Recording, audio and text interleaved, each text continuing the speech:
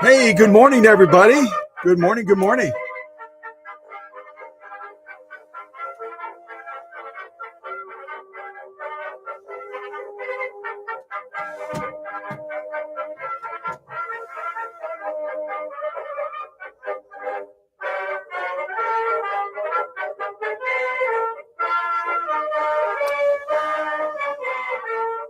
I'll turn down the music a little bit so it doesn't require that I shout. Well, good morning to everybody. Good morning to Emma and to Christine. And good morning to Paula and good morning to Sunny. And yeah, this will be a fun machine for us to check out today. It's got a lot of nuances to it. And I love the color too. I think the color is really what captures everybody's fancy as they think about the coloration on the Swedish machines that we absolutely adore, the Swedish beauties. It has kind of that same green. I don't know, what color would you consider this to be? What color would you describe this machine as?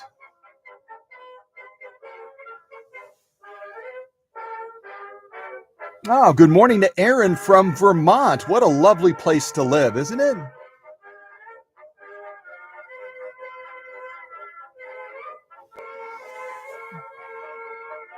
Ah, Christina's from Canada, or should I say Canada? Yeah. And Christine is very, very active on the Cow Country Facebook page as well. I'm thinking about trying to recruit Christine to work with Bill and I in managing the Facebook page, but she might be too busy with her work on vintage sewing machines to help with that. But I thought I would just toss it out there shamelessly and say, I might try recruiting you, Christine, to help Bill and I on the Facebook page. So, and let's see if there's anybody else that I am missing. Metallic sea foam. That's a fun way to describe it. See, I love how smart you guys are and you gals. Well, when I say guys, just assume I'm saying gals too. But I love how smart you are on colors. I am just dumb as a rock when it comes to describing colors. And metallic sea foam. Wow. I would never, ever in a million years have come up with metallic sea foam. What other names would you come up with to describe this gorgeous German engineered Phoenix? Any other color choices? Let's see. Oh, did Emma coin sea foam? Did I miss it? I'm scrolling up here. Oh yeah, sea foam. Yeah, Emma said sea foam too. Actually, she said seafoam first, didn't she? Yeah.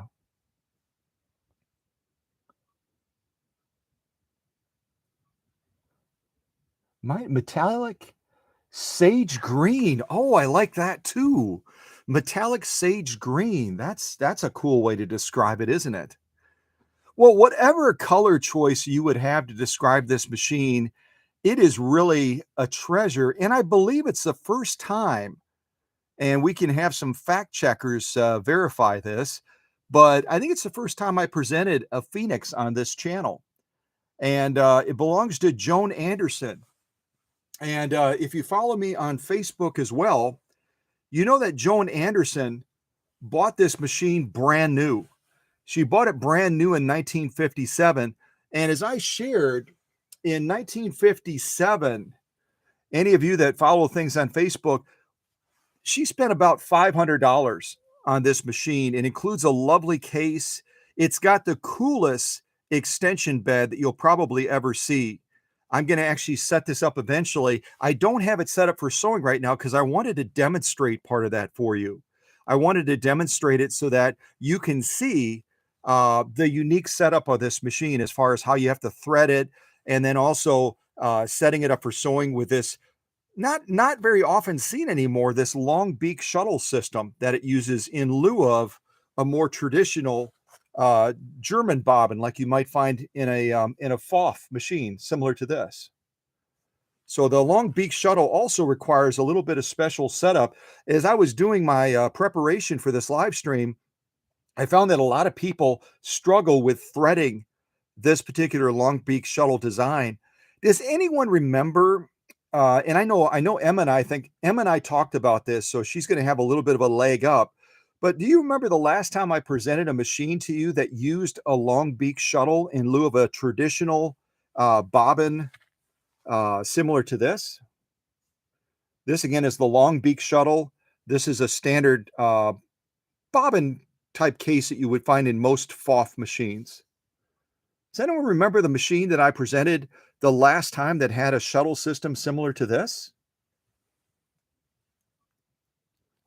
Viking. I'm not sure what is Ouch Paula. That's fun. Let me go back up to Paula. Our family 600E in 1964 was $609. That's a lot of money.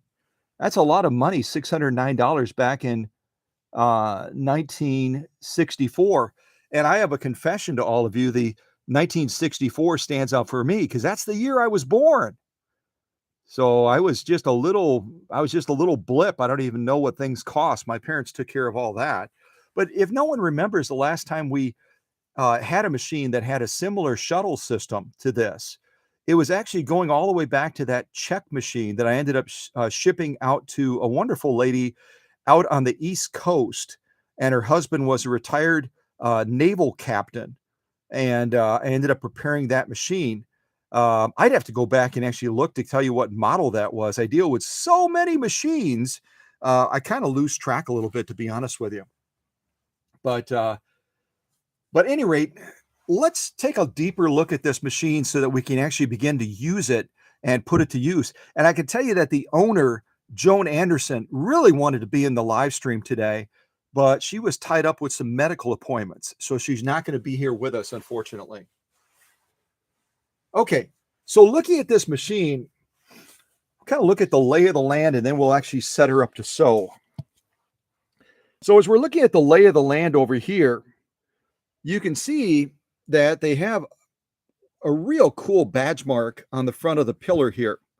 And the badge mark is going to reflect a phoenix, but it's also going to be, if you Google and look up the branding mark for the Adler sewing machine company. The Adler sewing machine company is iconic in Germany, and they really oftentimes were hailed as the preeminence of German engineering in sewing machines, even over FOF. And so this not only represents a phoenix, but it also carries some of the attributes of the Adler sewing machine factory badge mark as well. Now, as we're looking at the controls are always a little bit daunting. If you think about the 401A, for example, The 401A, when you first sit down to it, it would be like sitting down in the cockpit of a 747 and the co-pilot saying, "Okay, Captain, get us ready to take off." And you look at them like, yeah, that's not going to happen. I think I'll go back and coach and hope that they'll bring me some peanuts and maybe a Coke to drink. Yeah. But it's really not that intimidating once you understand that it's fairly easily laid out. And the Germans like to do that. They don't want to make it overly crazy for the average end user. So this is our stitch length. You pretty much figured that already, I'm sure. We've got a stitch range of 0 all the way to 4. When it's all the way down like this, we're going to get the largest stitch. And then if we go all the way to the top, we're going to be sewing in reverse. This right here is our cam selector. It does take cams in the back, and they're going to look similar to some of the Elna cams that you may have seen in other machines before. They're just wafer thin, and you can stack more than one of these on top of each other in the rear of the machine, and then get a variety of different stitch pattern options. So you can almost stack them like a sandwich on top of each other, get like a little cam cluster, and then put the machine to work. Now, you're only going to have a range of 3 cam selections, so you can't go totally crazy as far as that cam sandwich. And similar to the Husqvarna Swedish Beauties, position 4, if I get close enough for you to see that, position 4 all the way on the top is going to deliver a zigzag. So similar to the Swedish Beauties, where you have those big black cams in the back that you put in there, those black cams that you put in the back of the Swedish Beauties, position 5 on those is always going to be a zigzag. And then you're going to have 1, 2, 3, 4 as far as decorative ornamental stitches that you potentially can sew. This Phoenix German engineered machine only has a range of 3 ornamental decorative stitches that you can do with whatever cam cluster you decide to set up. So just keep in mind that you're always going to start with 4. You're always going to be delivering a zigzag. And then as you move down through 3, 2, 1, you'll be able to select those ornamental stitches that are mounted in the back of the machine in that cam stack. Now, the only trick to point out, so I don't forget to mention it, is as you're getting ready to move this, similar to the Swedish Beauties, you remember I always talk about recalibrating or resetting the Swedish Beauty as you're going to move that little metal slider in and out, because you have to make that little reader finger. It acts like a braille finger reading that cam. It kind of goes like this up and down over the bumps as that cam is turning. You have to, on the Swedish Beauties, you have to turn that stitch width all the way down to 0, which retracts that finger so that you're not trying to force that carriage slider back and forth with that finger pressed into that cam. You have to do the same thing on this German engineered machine. As you're moving from 4 to 3 to 2 to 1, you've got to move this little lever up here, and you have to push it to the right and hold it to the right. You have to hold it to the right as you're trying to move this from one number to another. If you don't do that, the reader finger could get broken on the machine. So it's really, really a critical thing to do. It's normally going to be operating right there. So it's reading the cam. You push it and hold it to the right, and then you're able to move that selector within the range of 1 to 4. Okay? So never, ever forget that. You don't want to damage the machine. All right? This right here is our stitch width selector. So right now we're on 0, which means we're set up to do a straight stitch. And then this, similar to the Singers are only going to have 1 generally, but you'll loosen these, and then you can basically set a stop point or a range on where that stitch width is able to operate by loosening these and then sliding that plate and sliding these down here. This is going to be our needle position over here, this little doodad here. Right now we're on a center needle position. You obviously just push it there for a right needle position, and then all the way to the left for a left needle position.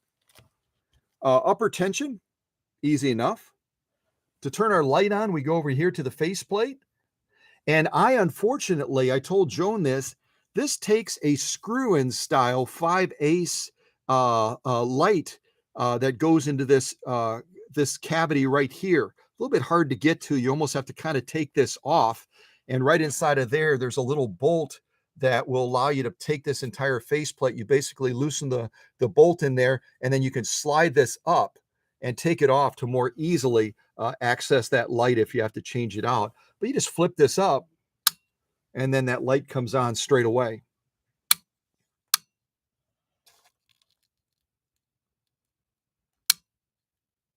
Yeah. And I noticed this is a 25-watt bulb in here right now, and I always talk about the LEDs being so much brighter and so much cooler. This housing downright gets hot. I mean, it gets super hot from the bulb that's in there. So I told Joan that I wouldn't be able to have it ready for this live stream, but I would look at trying to get her an LED screw-in type bulb so that it doesn't. I mean, you can literally burn your hand on there. It gets so doggone hot. And also the light's a little bit deficient as well, isn't it? Now, if we want to look at that Long Beach shuttle system a little bit, you open this up right here, and you can see right away it looks a little bit different, doesn't it? Now, if we want to open this up so we can actually access the raceway, this little tab right here, we have to push that to the outside, and then this will pop open, similar to that Czech Republic machine that I sent out to that dear lady out on the East Coast. So I'm kind of pushing this to the side with my thumb, and then all of a sudden that pops open. I'm going to turn the camera kind of sideways so you can take a peek inside and kind of see what that looks like. Yeah, it's kind of cool, huh? And I always say, you know, periodically, everyone is generally going to take your throat plate cover off. They're going to also, even if you don't have a setup like this, they're going to do a general cleaning of there, usually blowing out the extra, you know, the lint and stuff, especially if you're sewing like with a fleece or something like that. But the other maintenance that I would strongly encourage you to do, I'm going to kind of angle the camera down a little bit. The other maintenance I would strongly encourage you to do, and I use a little mix in this bottle here. It's going to have a combination white sewing machine oil. I've shown that in the big gallon jug. Let me show it to you again, just in case you missed that particular live stream. But this stuff is really, really great sewing machine oil. I'm a huge fan of it. I'm a huge fan of this stuff. Plus, you can buy it in a gallon jug, and they don't charge you an arm and a leg to ship it either. It comes out of California, and I'm sure they buy it elsewhere. I didn't look at all the little fine print to see where it's manufactured and such. But the beauty of this oil is it's, number one, it's incredibly lightweight, which means it moves through the machine very freely. It doesn't cause any gumming. It also, because it's crystal white, you've seen the top of those oil points on the Swedish Beauties where they get that nasty brown discoloration. And you probably have seen that discoloration on other machines as well at the oiling points, because a lot of the oils have a coloration to them. They add different things to those oils to give them a certain texture and a certain color. And that color causes a discoloration, especially on plastic, which is usually the insert to a lot of those oiling points. This stuff will not stain your machine if you're oiling some of those points like that traditional machine oil. So I love this stuff. It's fantastic. And then what I do is I mix it with kerosene. And you might say, why do you mix this crystal light stuff with a K1 type kerosene? Because unlike the standard sewing machine oil and even this crystal light type sewing machine oil, kerosene provides a lot of rust mitigation. Machines, depending on how they're stored and where they're operated, inevitably will just develop some rust issues, usually deep inside of the machine. You can't see it, but it'll start to hinder the performance of your machine. When you take a mix of crystal white type sewing machine oil, you're going to have that light factor of it being able to really lower the viscosity of the machine, allow it to operate more freely without any hindrance. And then you're going to add the factor of the kerosene as well. That's going to basically galvanize that machine from the inside out against potentially developing any rust. Also, kerosene breaks down gumming. So if previously, let's say there was another owner of that machine and they used a more traditional oil, or maybe they were really I'll just say loony and used other things like the 3-in-1 oil, which I'm not a fan of, or maybe they used something like WD-40. Would you believe that people actually oil their sewing machines with WD-40? I've seen that on Facebook. And I always type into the chat, "What are you thinking?" Because WD-40 is a huge magnet to attract what? To everything that it touches inside of your sewing machine. Does anyone know? What does WD-40 do if you add it to your sewing machine? What does it attract? That's kind of what I'm looking for.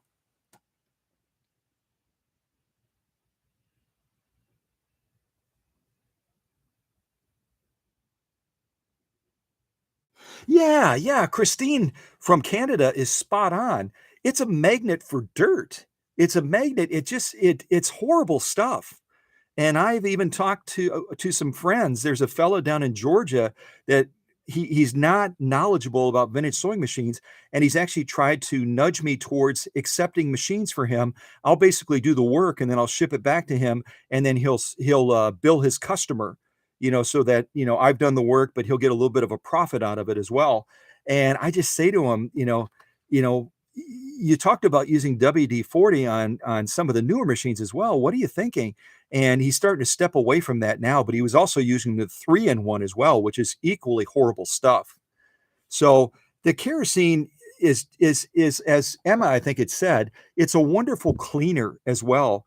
Back in the day, before they developed some of the greases, like I've shown you on this channel, like this stuff here, that I developed that you can use on any gears. You can also use this on the lubrication points on motors that supply that slickness for the output pulleys. In other words, where that pulley has that belt riding, there's lubrication points on either side of the motor.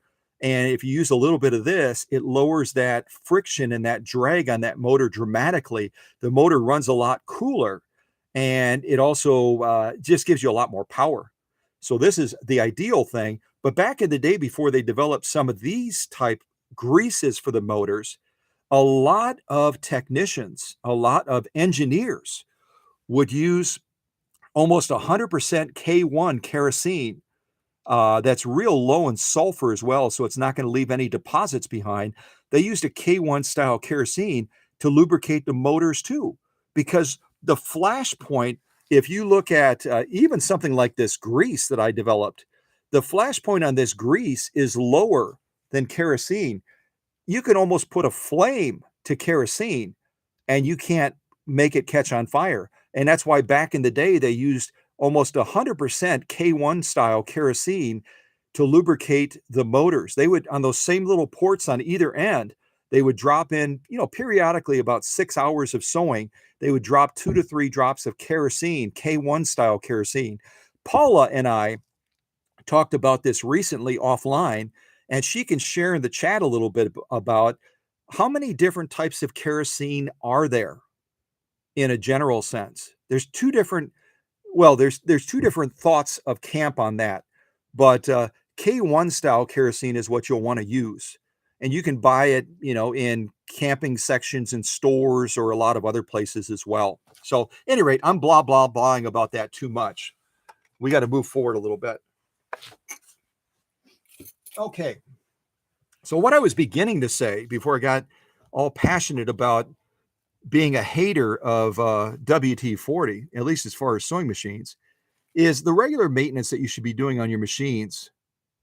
And I didn't look at the chat. Someone may have said, hold on, Scott, a bottle like that, what does that hold? About 2 to 3 ounces of liquid. What is your ratio between kerosene and that crystal white sewing machine oil in that big jug? You're looking at, depending on the machine, I'll sometimes freshen this up. And if I'm dealing with a machine that's going to be, and I'll show you an example real quick. If I'm going to be dealing with a machine like this, that actually is real close to the front of the line, and soon is going to be on the workbench, with a machine like this,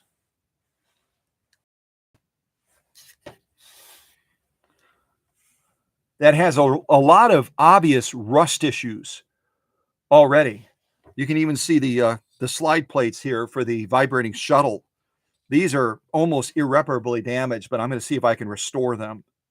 So if I'm dealing with a machine like this that has clear issues already with rust, what I'm going to do is I'm going to change that ratio.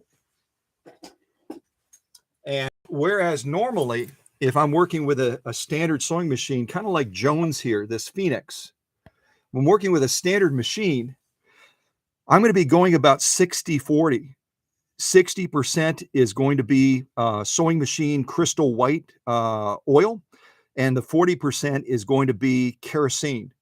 If I'm dealing with a machine like I just showed you, I'm going to be changing that ratio, basically turning it upside down. I'm going to be going 60% kerosene and 40% crystal white sewing machine oil. I might even go as high as 80%, just so that it can begin to mitigate and halt that rust from the inside out. And I won't necessarily just use a bottle like this, but I'll also use like a spray bottle and spray the inside of that machine as well, and just let it set, because that kerosene will start to eat away and neutralize that rust as well. But as a prevention, especially if you're in environments like Paula Noel or Emma and others that live in high humidity areas, areas that have a lot of humidity, Florida, probably South Carolina, North Carolina, you could name other areas as well that have a lot of humidity. It really makes your sewing machines, your vintage sewing machines, vulnerable. So I would recommend, going to a ratio of probably like a 60-40, just to maintain that machine and to give it great lubrication. Kerosene is also a little bit more lasting than standard sewing machine oil. It's going to linger. It's going to protect and allow longer lubrication sustainability than a standard sewing machine oil. So when you mix a little cocktail like this, it's not only dealing with the rust factor, but it's also going to provide better protection to your sewing machine, which means you don't necessarily need to lubricate your machine quite as often if you do that mixture of kerosene and a crystal white type sewing oil. And then it also, by using that combination, you're not going to be staining those oiling points on your machine either. So, at any rate, blah, blah, blah. So I've lubricated this cotton swab a little bit. All I'm going to do is gently go inside of that raceway area and kind of swab that out a little bit, getting any dirt, any debris. Also, I'm adding a little bit of a slickness to that inside of the raceway to allow that shuttle to spin up more freely, to allow that thread to move more freely through there in the sewing process. Get that nice and clean. Also, this is a little pressure plate on this Long Beach shuttle system. It basically presses against that shuttle. I'm also going to clean that as well, since it's in the raceway area. We don't want any dirt to be in there and kind of contaminate our process. Now, I've cleaned, you guys and gals know how I clean machines. I mean, I go as deep as I can go. And I've cleaned this one multiple times. I've done some sew-offs already. I've done these sew-offs already. This 100% cotton. This is 100% cotton as well. I did that one. Goofed around a little bit with I'm just totally having a brain lock here. Compressed felt, had to think about it. Saddle grade leather, protected full grain leather, and then a little bit more cotton down here that I did off camera. This is the one that I think that I showed on Facebook. And again, there's a variety of different cams that you can put in this machine. These are the cams that we're going to be reproducing again today on this live stream. So I did all of this sewing. It's not a crazy amount of sewing, but look at what happened to that raceway area just from that little bit of sewing. And you can imagine, if you look at the Facebook shots of where this German engineered Phoenix started, how filthy our sewing machines get. And I know I've been talking with Christine quite a bit on Facebook, and she's persnickety.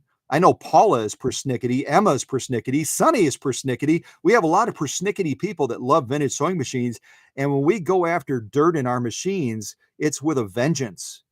And so, the beauty again of, doing periodic cleaning, it's going to keep that raceway, which I call the brain center of the sewing machine.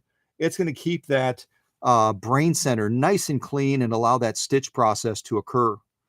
Now, along with cleaning that, we also have to clean our long beak shuttle as well. And so I'll kind of flip that Q-tip around. We'll clean that real quick as well.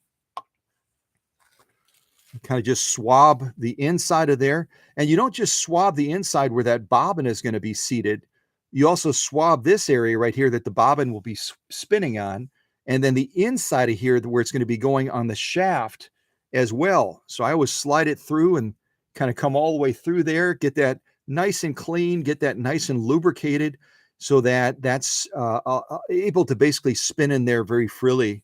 Do a little quick little cleaning on here as well. And again, I've cleaned this multiple times. And you can see that in the Facebook shots. And look at again how dirty, how quickly it gets dirty.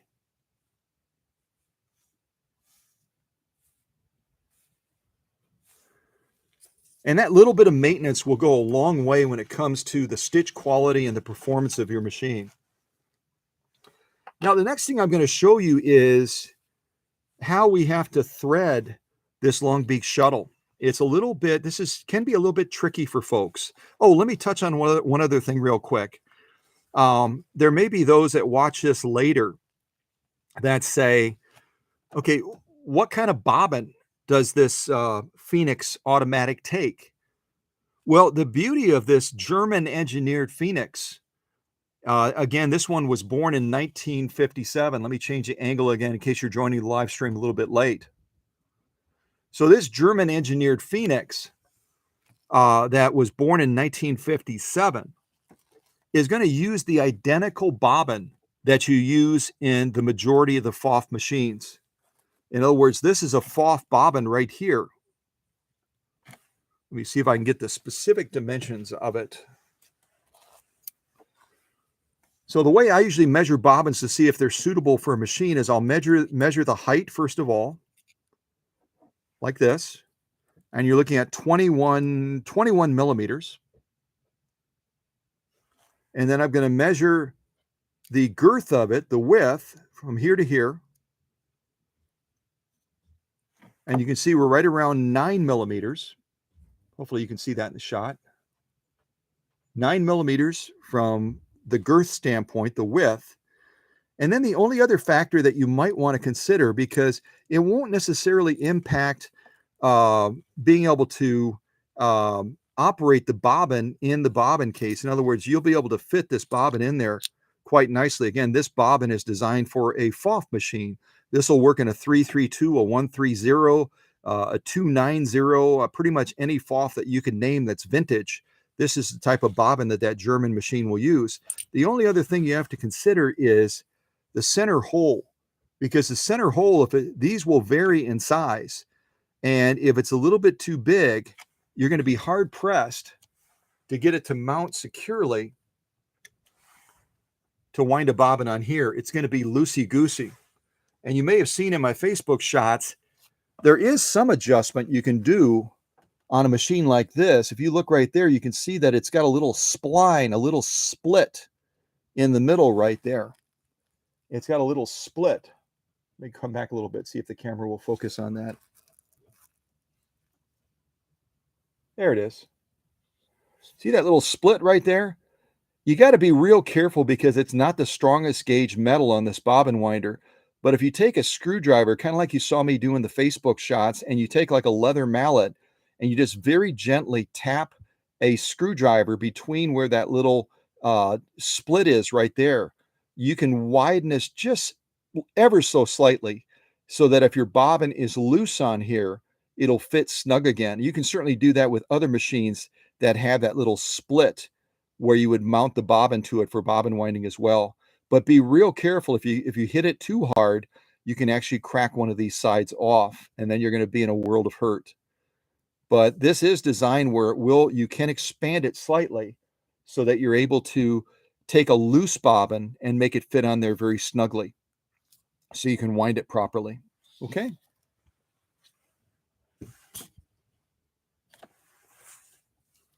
Okay, so where were we? I lost track now a little bit.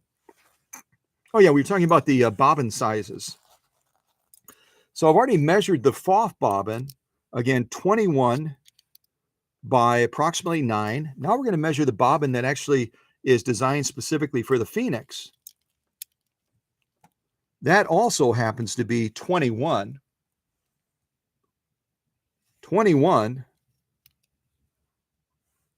by 9. 21 by 9. And if you don't have one of these little mechanical calipers, they're not very expensive.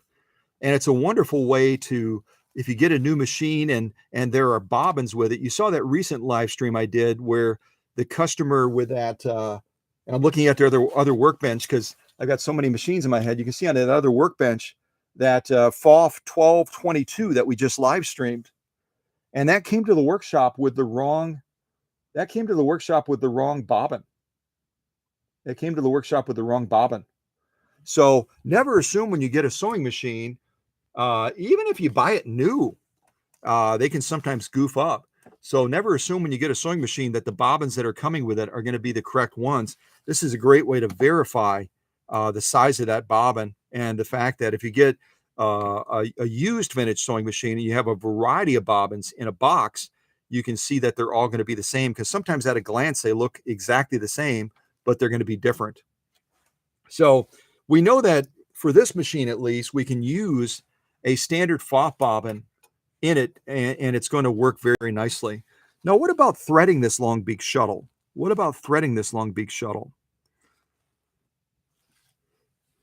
I can tell you this, that we want to set it up so that it's going to be turning counterclockwise. That's kind of the way I gauge things. So I'm going to slide the bobbin in with the thread coming underneath. Oops, a little bit further down. I'm going to slide the bobbin in with the thread coming underneath the bottom, like so. And then there's a little notch right here. Where is it? There it is. There's a little notch right here that we're going to be drawing that thread into and then bringing it underneath the pressure band. The pressure band is going to be that darker piece of metal right there. You can see that's going to allow us to maintain proper tension. And again, the bobbin case is going to be working to define the top stitch, while the upper tension is going to be working to define the lock stitch. So we're going to slide it in like so. Kind of get that thread up near that little slat.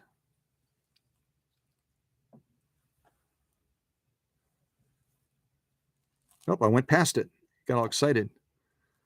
Bring it into that little slat right there. You can see now I'm starting to go underneath that pressure band. Going to hold the bobbin and then draw that all the way underneath that pressure band. Get that all the way into position so that it's all the way in that position right there. Hopefully you can see that. Now let me ask you to type into the chat. Typically, when we're setting up a bobbin case like this one, we're done at this point. We're done. We slid it underneath the pressure band that maintains tension on this bobbin case, and then we're going to put it into the raceway, and we're going to commence sewing. Are we done with this long beak shuttle, or are there additional steps that we have to take?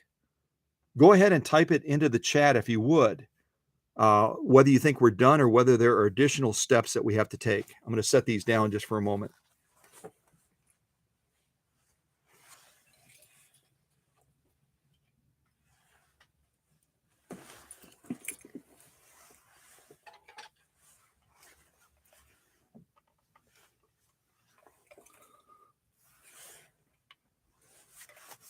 What did I do? Oh, they're there.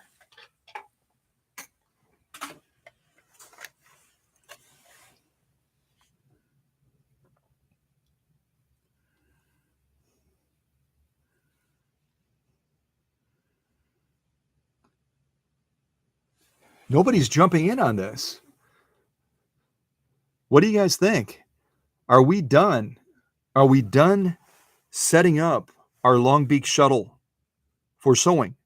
We slid it into the proper slat just like we would do on a FOF bobbin, and we got it positioned perfectly underneath that tension spring that's going to allow us to maintain proper tension to define that top stitch. Are there any other steps we have to do? So Emma is saying close the compartment door. I'm assuming you mean put this in and then close the compartment door and kind of lock it back into place, and then we'll be done. Well, that's where you would be wrong. That's where you would be mistaken. You would be mistaken, and you would have a horrific time. You would have a horrific time trying to sew. And a lot of people will make this mistake when it comes to the long beak shuttles. The thing that they don't notice is that right here, there's a tiny little hole on that upper part of, and this is called the long beak because it kind of looks like a beak, doesn't it? Almost like this is the top of the chicken or the rooster or whatever you want to say, and this is the top of their beak. This is the bottom of their beak, and that's why they call it a long beak, because it kind of sticks out like that. But the other thing you have to do, otherwise it will not function properly, is right here, there's a tiny little hole that I'm pointing at. Right there. Hopefully you can see that in the shot. There's a tiny little hole. We have to put the thread through that hole. Otherwise, we will be getting all kinds of issues with this long beak shuttle trying to function properly. So I'm going to take it like this. I'm going to carefully thread through that little hole.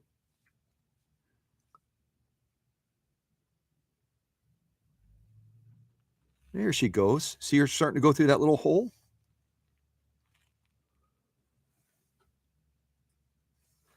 Then I'm going to draw that thread through. There we go.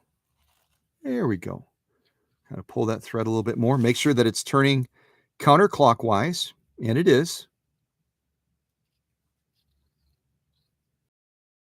Is the proper way to set up a long beak shuttle. If you have that little hole at the top of the beak, you will have issues with balance.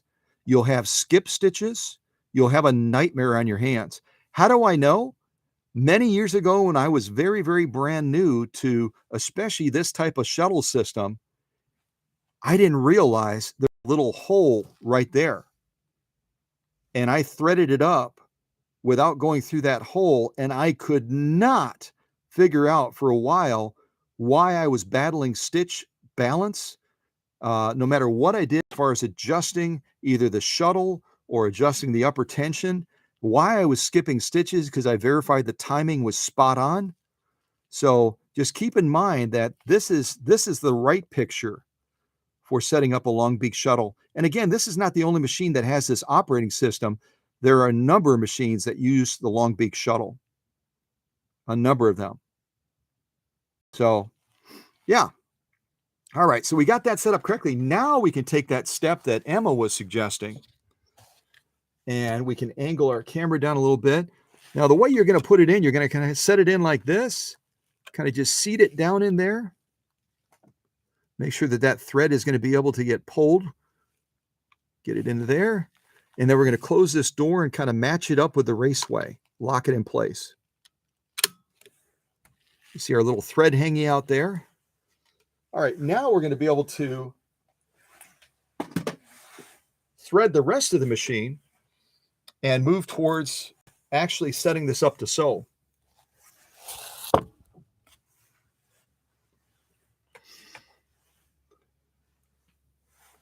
So threading this machine, I wouldn't say it's crazy tricky, not crazy tricky.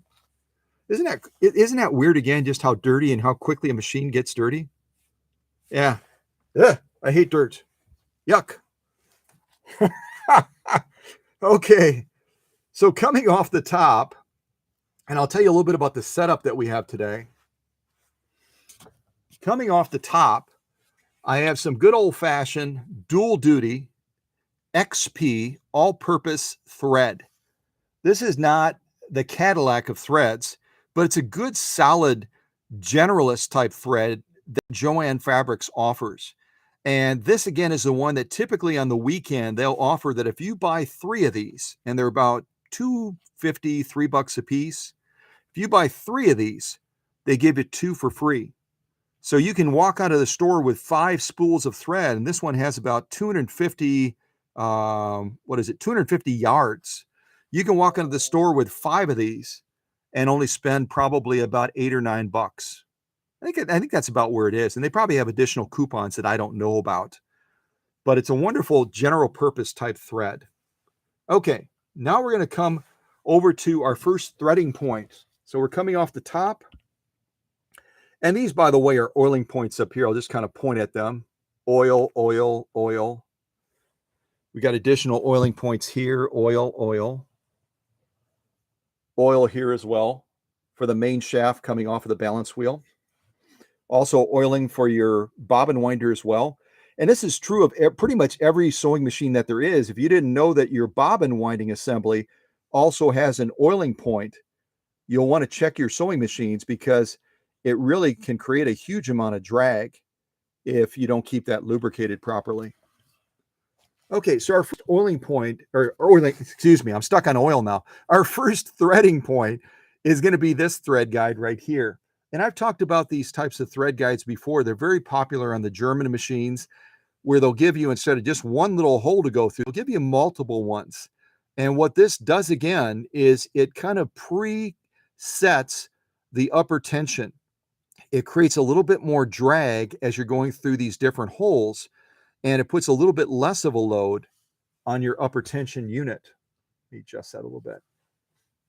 So the way we're going to thread this one is it's got, if you can look at it real carefully, it's got a little slat opening, slat opening, slat opening. So we kind of come behind it like this. We come through that first little opening. I just came through that little slat on the side. Now we're going to be kind of bending the thread a little bit, kind of coming through this next little slat.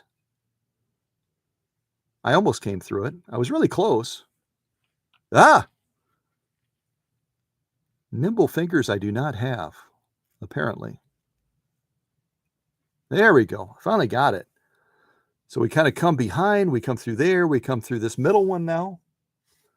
And now we're going to come through this one on this side. Kind of hold that there.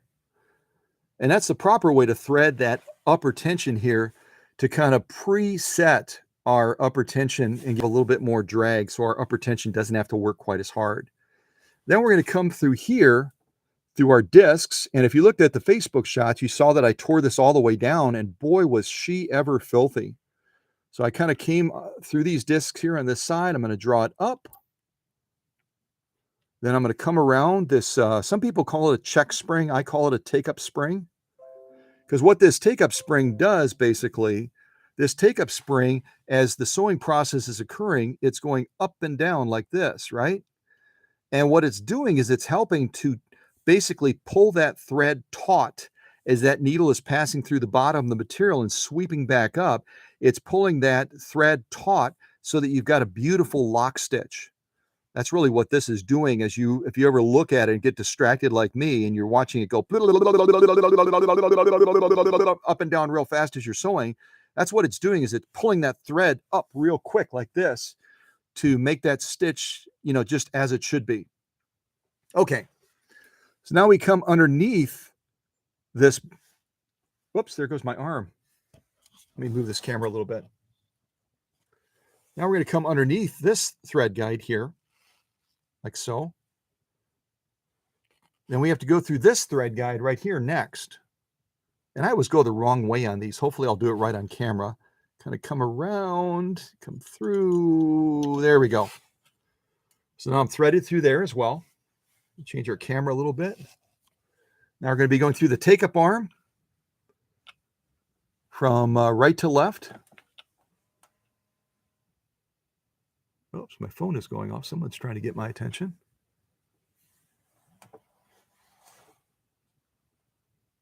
Clintonville, Wisconsin. Somebody's calling me from Clintonville, Wisconsin right now. How exciting is that? Wow, they are persistent. I hope they don't mind, but I'm going to decline them because that vibration is kind of distracting. Okay, so now I've come through here. Now I'm going to come down through this thread guide next, adjacent to the faceplate.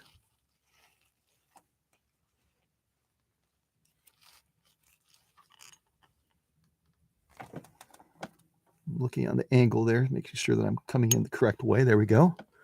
That's snapped into place. Now I need to go down further. Come through this thread guide down here at the bottom of the faceplate. Those are really snug. My fingers are, there we go. I got it in there. So now we come through that thread guide. We have one more thread guide just above the needle right there, if you can see that. And then we're going to be threading this needle from front to back. And obviously the orientation of the needle is going to be the flat side to the rear, if I didn't already say that.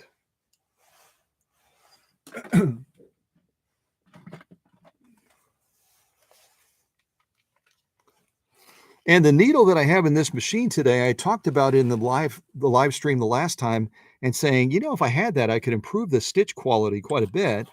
I've got a smaller needle in the machine today. It's going to be a 7511 Schmetz embroidery needle. It's going to be a Schmetz embroidery needle.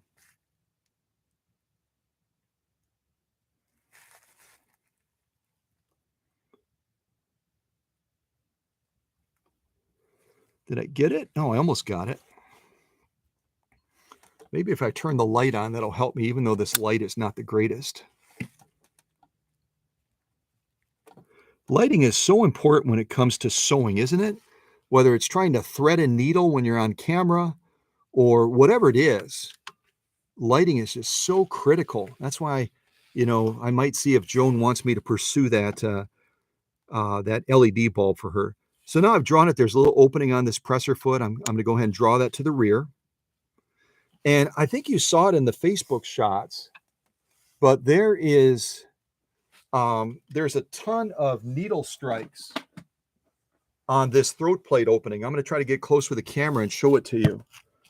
So whoever was operating this machine at one point was having issues either in getting the needle inserted in the needle socket properly. But if you look real close at that throat plate, and you'll see that in the Facebook shots, I took about a 2000 grit sandpaper and I went in between the opening of that throat plate. So as that thread is passing along, it's not catching jagged edges and potentially breaking that thread. You see that? There we go. I'm looking at the camera now. You see how many times that throat plate has gotten hit by a needle? And I didn't point this out to the owner, but I will when she comes to pick up the machine. It's really critical whenever you're setting up a machine, if you haven't used it for a while, to make sure that you hand turn that balance wheel before you fire it up with the presser foot. So that if somehow you put that needle in and it's not perfectly aligned, sometimes when they build these needle sockets and they're designed for twin needle sewing as well, they've got an oversized needle socket that needle can slide into. And when you crank it and tighten it down, that needle might be further forward than it should be instead of being to the rear of that needle socket. So just keep that in mind. Always hand turn that balance wheel first so that you don't end up having damage to your throat plate opening. That'll create a lot of problems with that thread coming out of that bobbin and trying to go past there in the sewing process.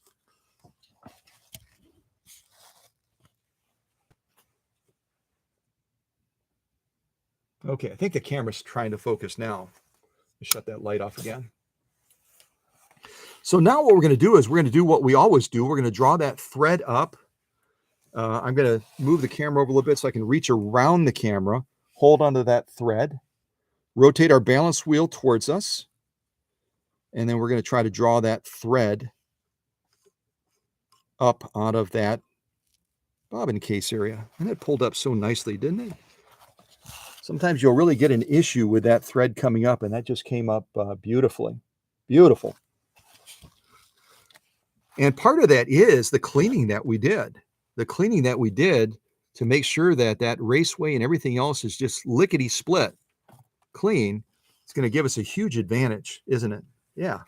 We'll draw our thread to the rear now, close our little door. And we are finally pretty much all the way set.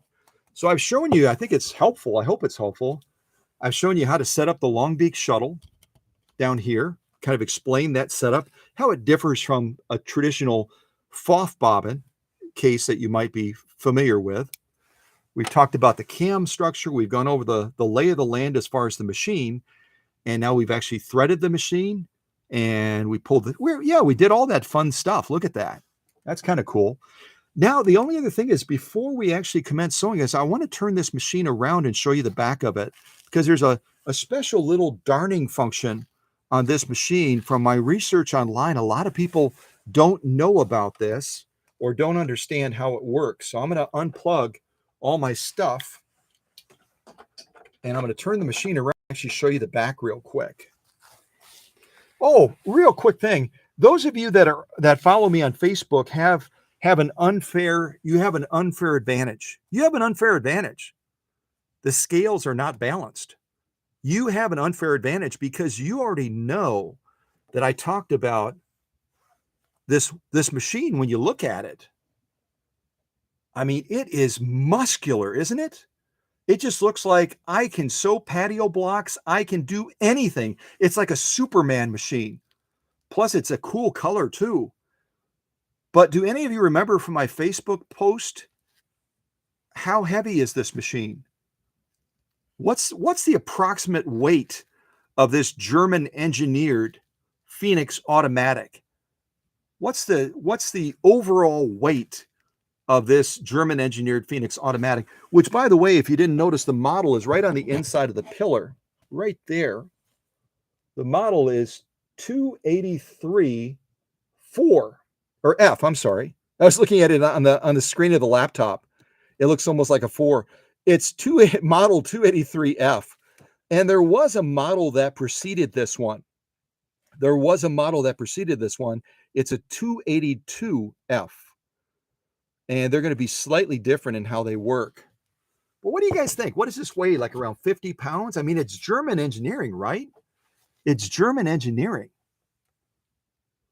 Christine is quicker than a hiccup, and such not only a great student, but also as she shares things on Facebook, she's also a wonderful fellow teacher as well. That's why I'll get Bill's blessing, because Bill has been with me for so long. All of you know Bill O'Rourke, my buddy from Kissimmee, Florida, worked with the Muppet Show, restored a vintage, full-scale vintage train, was a choir director, beautiful tenor voice. If any of you have ever listened to any of the posts that I put on Facebook of him singing, oh my gosh, you feel like you're, in heaven. He's just a lovely voice. But with Bill, yes, always a student first, Christine. Exactly right. Always a student first. Christine from Canada. Oh, hello to Olivia too. I didn't say hello to Olivia. I'm sure all of you said hello to Olivia already, but I didn't say hello. So good morning and welcome to Olivia. All my machines are vintage. Some, sadly, of my newer vintage machines have nylon gears. Yeah. Well, you know what? You're not alone, Olivia. Even some of the vintage machines that I've shown on this channel, including the Husqvarnas on the rear of the free arm, have a special worm gear that interlaces with the raceway. That's made out of a Teflon type material as well. And a number of the other machines also come. Oh, welcome from Iowa. We have some other friends from Iowa as well. We have Doreen and Kevin. Doreen and Kevin live in Iowa also. So that's kind of cool. But yeah, a number of the vintage machines, they migrated from metal to a nylon or a Teflon type material. So not necessarily bad. It's a well-engineered machine part, and generally they last pretty well. Obviously not as long as metal, but they generally last pretty well. So at any rate, Paul is guessing 35 pounds. Emma said 25. Christine before Emma said 25. Sonny said 15 pounds. So the correct answer is going to be right around 25 pounds. Right around 25 pounds. And I think I showed this. Might have showed this.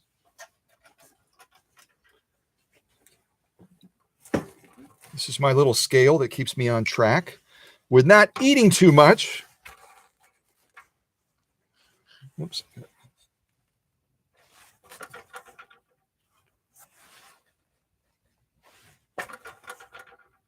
Okay, show you first of all, we're calibrated at 0.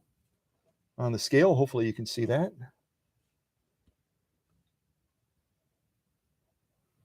Getting a little bit of a reflection off of there, but we are on 0. I'm going to set down this machine now. So you can see right now we've got the machine fully on the scale. And we're coming in, if I show you the shot here, let me actually unplug this light up here temporarily. Shut this light off. There we go. That's so much easier to see, isn't it? So we look at that, we're going to be right around 25 pounds.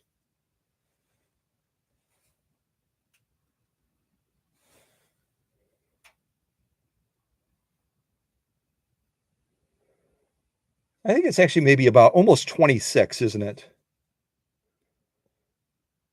But give or take, it's going to be about a 25-pound machine. Our average vintage sewing machine, even when you look at the 3/4 size 99s and 99Ks and the Spartans, those 3/4 size machines are going to be at least probably 7 to 10 pounds heavier than this Phoenix automatic. And obviously the secret is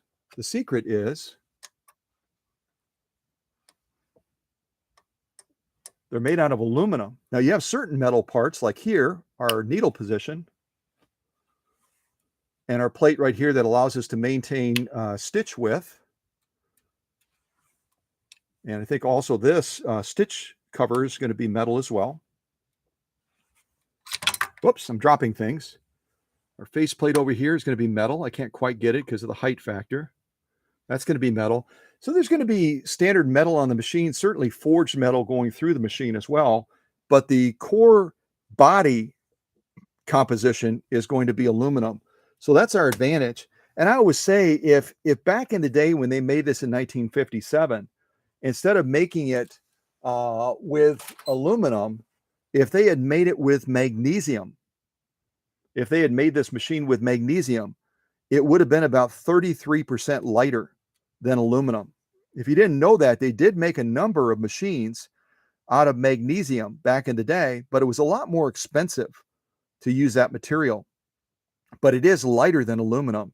So I always say if they took any of these machines, even our featherweights that people love so much, our featherweights that come in around 11 pounds, if they had made the featherweight out of magnesium instead of aluminum, it would have weighed only about 7.5 to 8 pounds. So then those ladies at the Chicago World's Fair back in 1933, carrying it around on the palm of their hand like a pizza pie, it would have been even lighter for those beautiful ladies of the day parading around the Chicago World's Fair with the featherweights when it was introduced in 1933. So, but again, a lot more cost to that manufacturer when you do that. A lot more cost. Okay, let me get this scale out of the way. And I'll turn the machine around like this. And I'll show you that darning function on it real quick.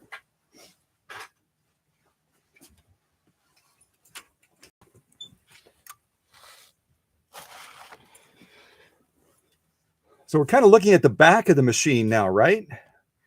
This is going to be our access door.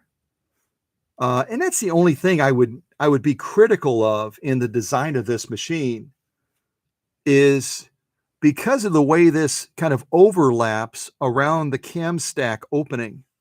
We've got it overlapping on either side. You can't just loosen this bolt and rotate this out of the way and access that cam stack. It's a little bit more cumbersome. Or for servicing, you have to take the entire plate off in order to service the machine as well. I would have recommended that they had maybe cut it off here so that you could loosen this and then rotate this up as you can on some of the other machines that you've seen on this channel. That would have been a lot nicer. But they chose to do it this way, so it is what it is, right? Let's focus on this side of the machine now. This is our darning control right here. When we're doing normal sewing, as we're looking at the back of the machine, it's going to be right about at the 9 o'clock position. And then as we rotate this clockwise, you're going to notice that it basically lowers, reverse. I'm backwards. if our presser foot is down, and we're obviously not going to be operating the machine right now, if our presser foot is down like this, as we rotate this clockwise, it's going to raise this presser foot up slightly so that we're able to do darning. The feed dogs don't drop on this machine, so in lieu of the feed dogs dropping, almost like some of the slant-o-matic machines that you've seen, remember those where they have the little lever that you can move and then it raises the throat plate? So you can do darning and free motion quilting to get those feed dogs out of play. Well, because the feed dogs don't drop on this machine, they've come up with this darning feature. And as I rotate it clockwise, watch what happens to this presser foot down here.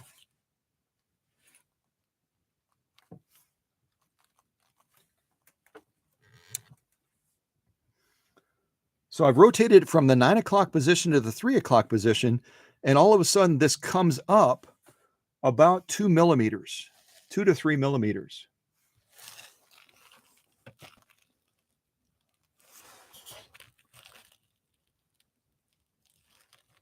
Trying to check my camera angle here. That's not helpful.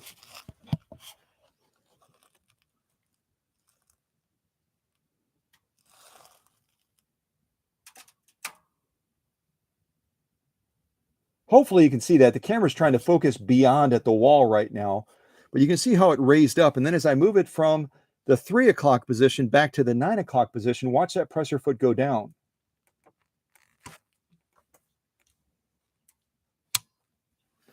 So now the presser foot is making contact with the feed dogs again. May actually be easier from here. So that is their answer to darning. That is their answer to free motion quilting potentially. There is no screw point on the arm here, on the free arm, where we could anchor, say, a darning plate that would cover the feed dogs. So in lieu of that, we simply move this lever from the 9 o'clock position all the way to the 3 o'clock position, and then we're able to do darning and such. So at any rate, what else can I show you? I think that's pretty much it on the back. But yeah, I saw the comments. It is a lovely machine even from the back, isn't it? And I think a big part of that is the coloring. The coloring is just spectacular on this machine. Just spectacular. And you can kind of see into here. There is the equivalent of a belt guard right here. Well, you can see in there, you can see the belt. It is a belt-driven machine going over the balance wheel. And it's going to use the same short belt that comes from the motor pulley over here. There's a motor pulley over here that has a belt going from the motor that's obviously in this case right here. It's going to have a belt, a shorter belt that goes from here over to what would be the center pulley area that conjoins with this long belt that goes over the balance wheel. And that short belt is going to be the same one that we use on the Husqvarna machines.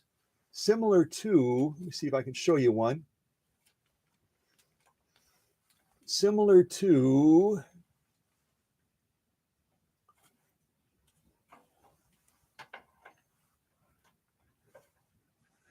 should show you both of them. So going over the balance wheel down to that joining point, you're going to have a long belt like this. That one is going to be a V-style. I always change V-styles over to cogged because the cog, you can see the teeth on them. It's going to provide better traction on any machine that has this type of pulley system. And then the short belt is going to be like this, that goes basically from the pulley output of the motor over to the joining point that drives that long belt over the main shaft and powers the machine. So you're going to have two belts on this machine, just like you do on the Swedish beauties, the Husqvarnas that I've shown you many, many times.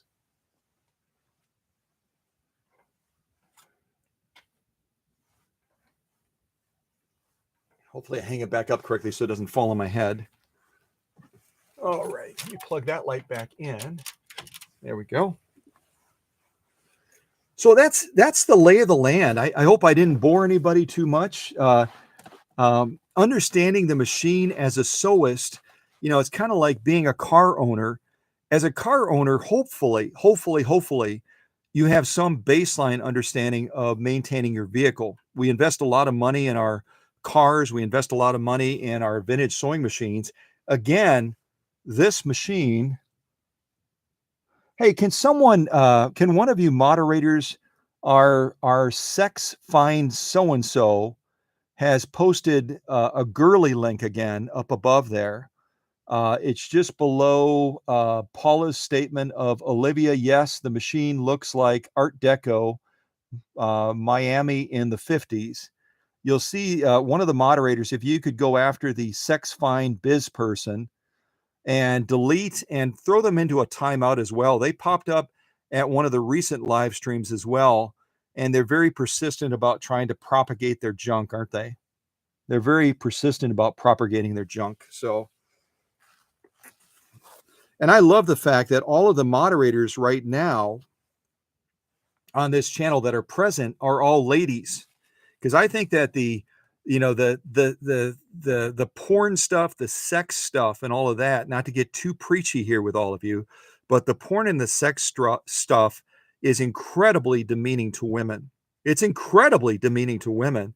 And I love the fact that our ladies that are guarding the gates of cow country right now can go after this person and throw them into our equivalent of jail and say, nope, not on my watch. It's not going to happen on my watch.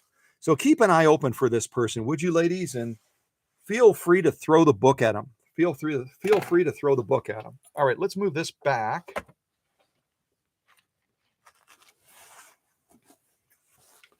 And I will plug our power back in.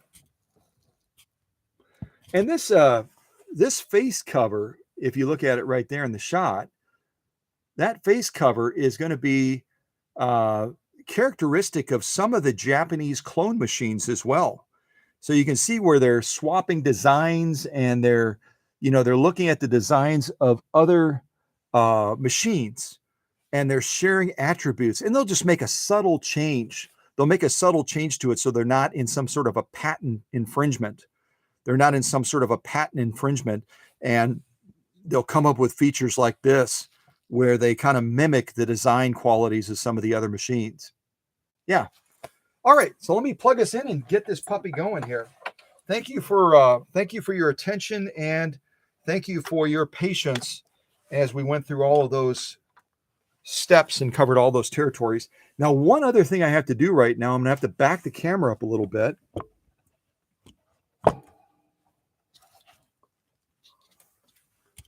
Lower this down a little bit. Move some of my other things out of the way. All right, so I'm going to move all that.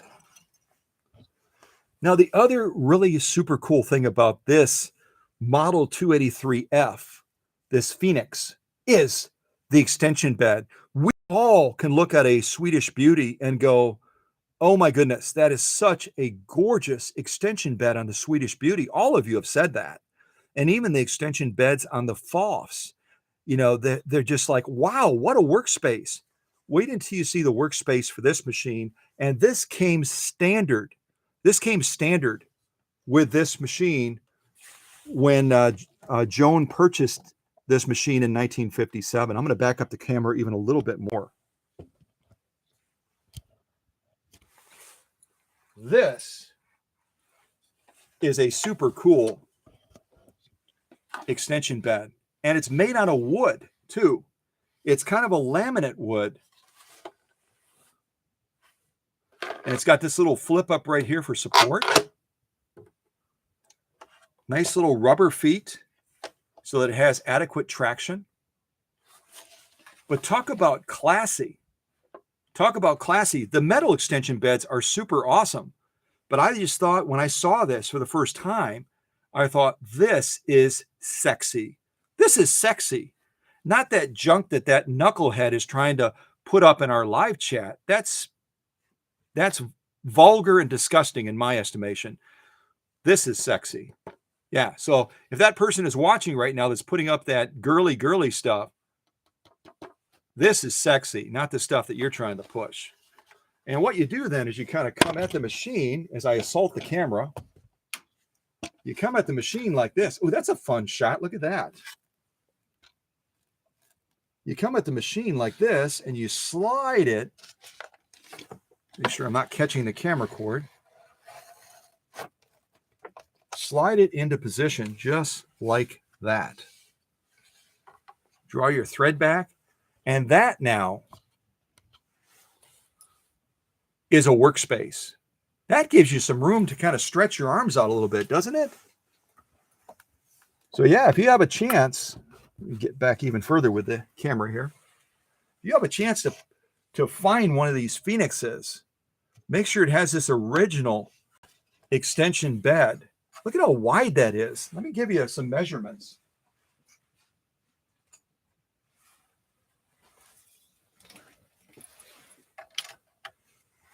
So front to back, right to this edge right here, where it'd be kind of the end of our workspace, is 11 inches.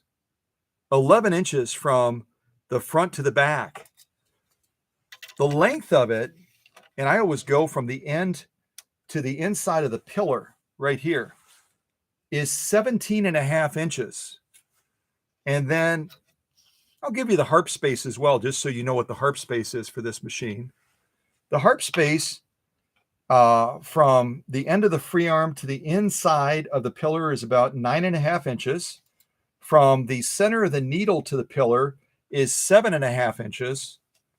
From the bed to the bottom of the arm is going to be just shy of 5.5 inches. So this, if you're doing quilting, if you're doing other bulky projects, holy mackerel, is this a nice workspace to have, isn't it? Very, very nice workspace. Oh, let me slide this a little bit further over.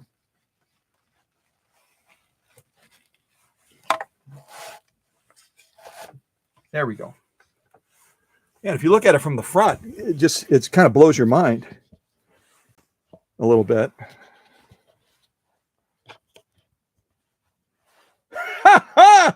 Talk about workspace. Oh my gosh. Oh my goodness. That's crazy, isn't it? And it's kind of a nice contrast, the wood grain against that beautiful machine patina as well. Anybody else want one of these? Joan said to me, she said, Scott, I'm at an age where I don't know how much I'm going to be using this machine, but I'm hopeful that, knowing how much I spent on it back in 1957, about $500. $500 is what Joan spent for this machine. Which again, I keep going that way, but I never finished the road. $500 back in 1957 would have been how much? And if you've already typed it in the live chat, please forgive me. I didn't look specifically at the live chat, so I might have missed it. But again, if anybody's joined us a little bit late, what would $500 be the equivalent of today? To give you an idea of the investment that Joan made in this machine back in 1957, if you read my post on Facebook, you saw that in order to, she couldn't afford to buy this machine outright. She said, we didn't have the money. We just didn't have the money.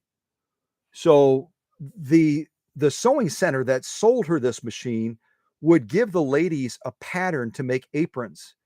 And they would give them enough materials or whatever to make about a dozen or so of these aprons at a time. Then they could sell them and they could defray the cost of the sewing machine to lower their monthly installments and to pay the machine off.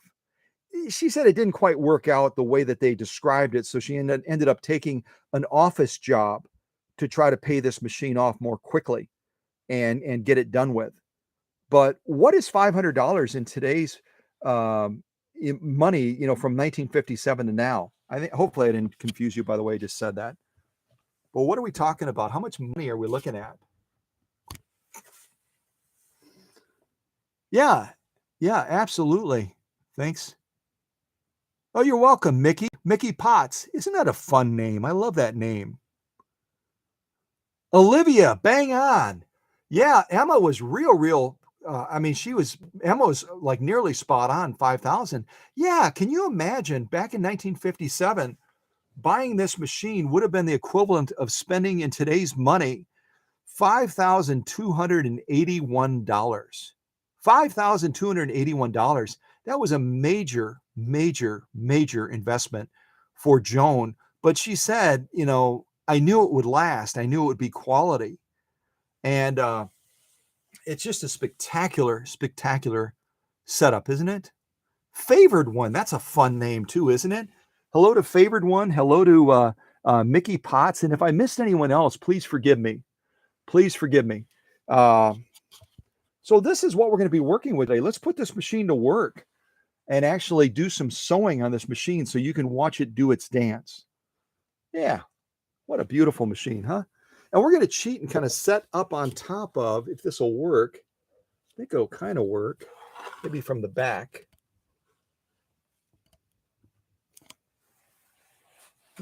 How is that camera angle? Maybe that's not a good camera angle. Maybe that's not a great camera angle. Maybe I'm better off if I come down here. Yeah, I think this is probably more reasonable, isn't it? We'll kind of come like this. If someone has another camera angle suggestion, let me know and we'll give that a go. Okay. So I've got a number of potential sew-offs. I'll just kind of set them on the bed. In the realm of cotton, I've got Paula Noel's Kona cotton right here.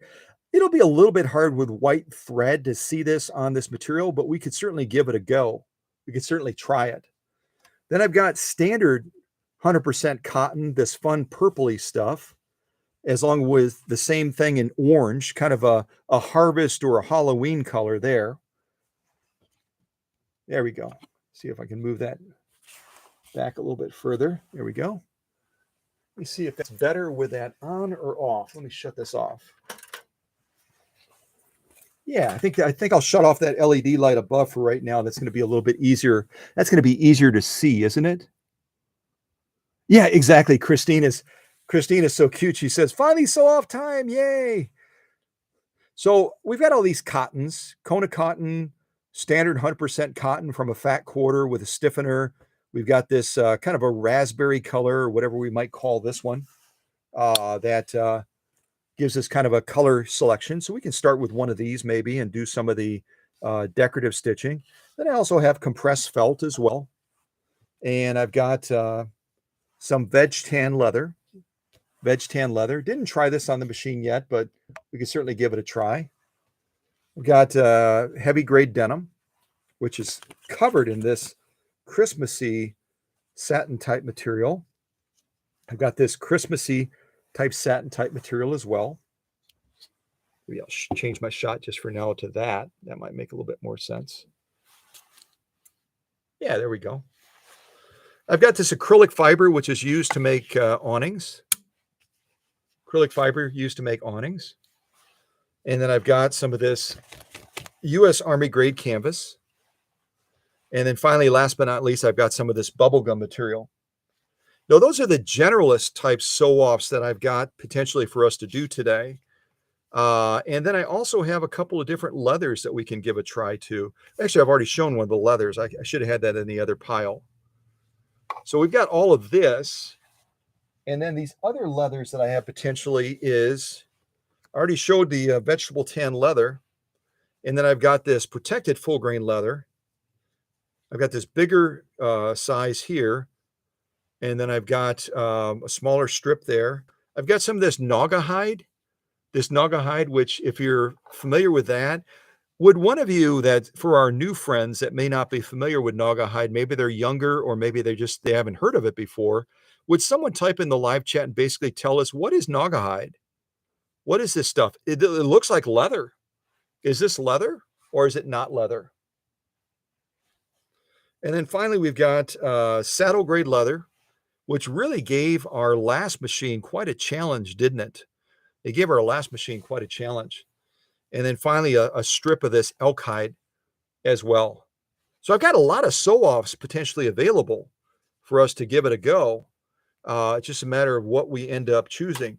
So I would like to start, if it's okay with everybody, I'd like to start with our cottons and do some of our cam-generated stitches. And then we can migrate into some of these other sew-offs. Yeah, I agree. I agree. They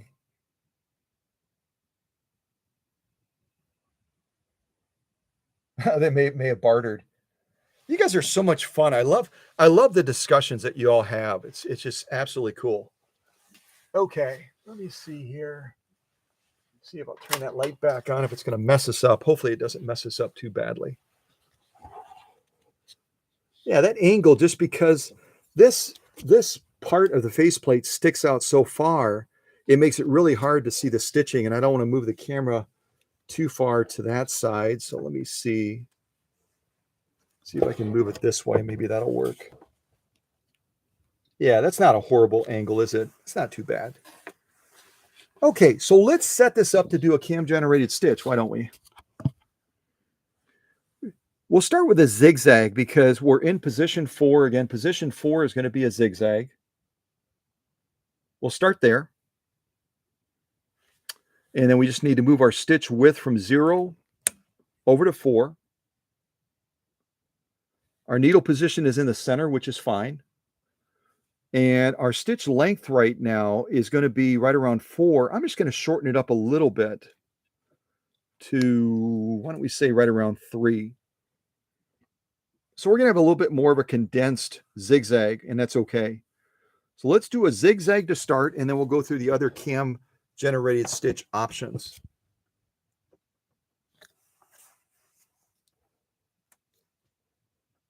Okay, I think that's a pretty good camera angle, hopefully. I want to look at the laptop real quick. Yeah, that looks like it's pretty solid, I think.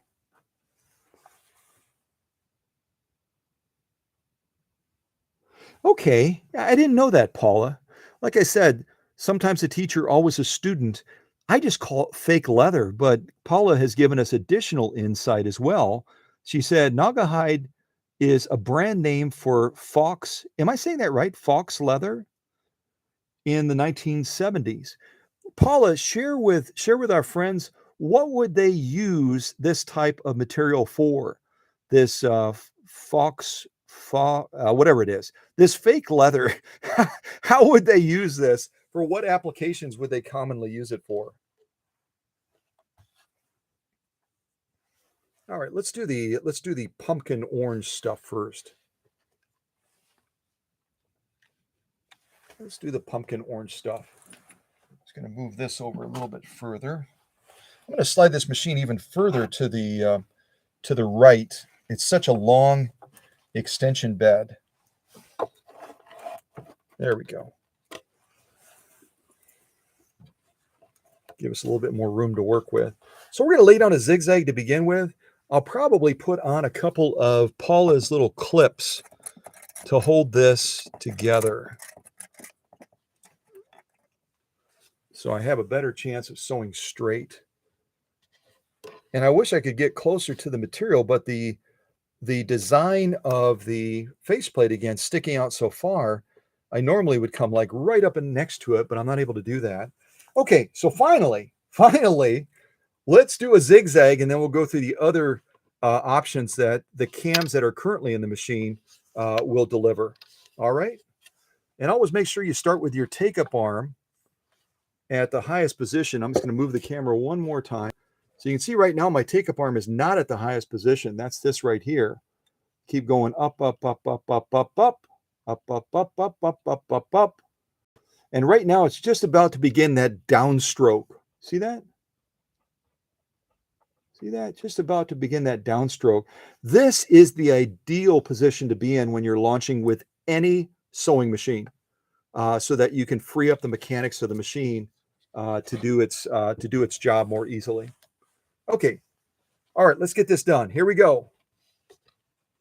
I think I've got that all set. All right. Let me just move my stool back a little bit.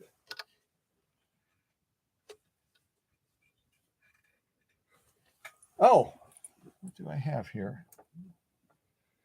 Oh, don't tell me I have to do that. Is it wired like that? I didn't. It surely is. I have no choice. I have to turn my light on.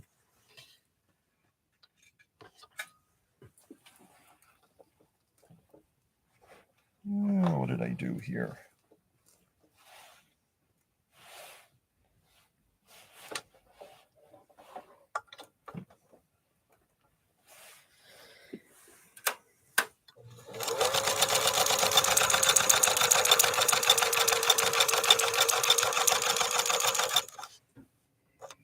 Very smooth runner, isn't it? Very smooth runner.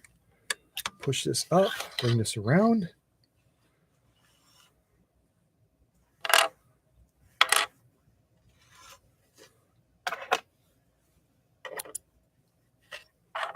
Bring that back to the rear again. I think what we'll do is we'll just go through all of the stitches since you all waited so patiently as I covered all the other information. Let's just go through all of these stitches and then we'll look at them in totality, if that's okay. All right, so now get that back underneath. We're going to go to our first decorative type stitch. Get that presser foot back down. And the way we're going to do that again is I'm going to give you kind of an across shot here, if I'm able to do that. Yeah. I've got to push this lever, remember? I've got to push this lever so that that finger comes away from the cam stack. This lever right here. Got to push that to the right, like that. And that retracts that reading finger for the cam. And then I'll be able to adjust my cam setting over here from 4 to 3. So I basically push this lever here to the right, like so. That retracts that reader finger that, like Braille, reads over those cams to generate the ornamental stitch. Push it and hold it, and then you're able to move this into the next position. So we move from the zigzag, which is in position 4. Now we move to the first stitch in position 3. We'll basically do the same thing to eventually go to 2 and then finally to 1. So I won't necessarily show that to you each and every time. Okay? All right, so let's do this next stitch now. Let's do this next stitch. I'll keep my clips on now just to pad my chances of sewing a little bit straighter, hopefully. And now we'll sew this next sew off. See, I can put my material there. Look at all the space I have. It's just crazy, isn't it? All right. So this is going to be stitch number 3 that we're going to be sewing next. Here we go.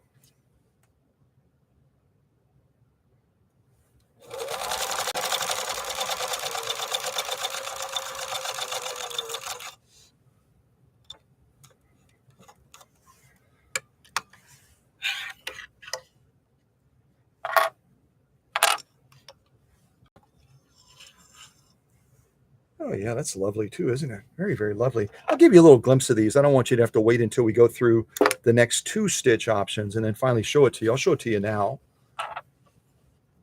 These are spectacular. And there are many, many more cams that Joan has, but this is what she had in the machine. She uses this most often. And so I wanted to leave it with a setup that's familiar to her.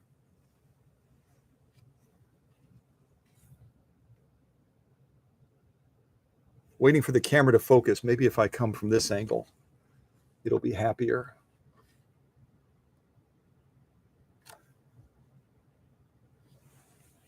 Trying to see in the shot if it's showing that.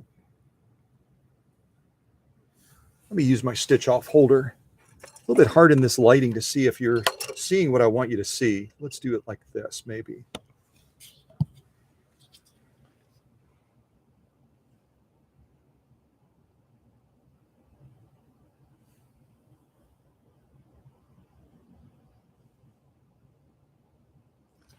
This camera is having a little bit of trouble today.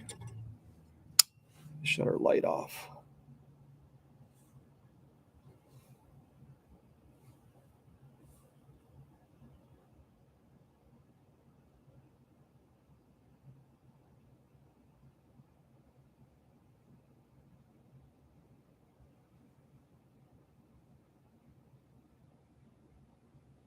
I'll just show it to you in the totality. I'm trying to get too close and the camera doesn't like it.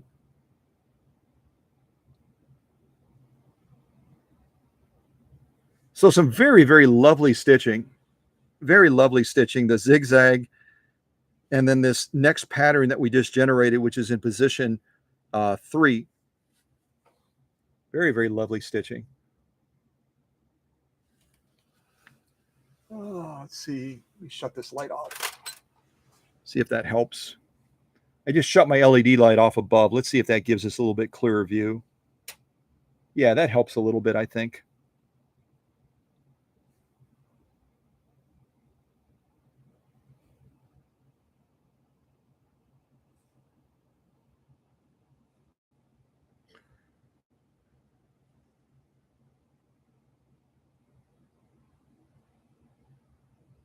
I think that's better anyway. Maybe not. All right, enough of that. I'll turn it over. Finally, we can look at the lock stitch. And you can see there's no difference as far as the beauty, the page 34 of the two stitches that we did with the lock stitch, which means, number one, we threaded the long beak shuttle properly, because we wouldn't have a result like this if we had missed that little hole at the top of the beak. We wouldn't have this caliber stitching if we had threaded that long beak shuttle incorrectly. And also we've got a good friendship right now with the upper tension and that long beak shuttle, and generating a beautiful stitch balance between the top stitch and the lock stitch as well. I'm going to try getting closer. I'm really rolling the dice here.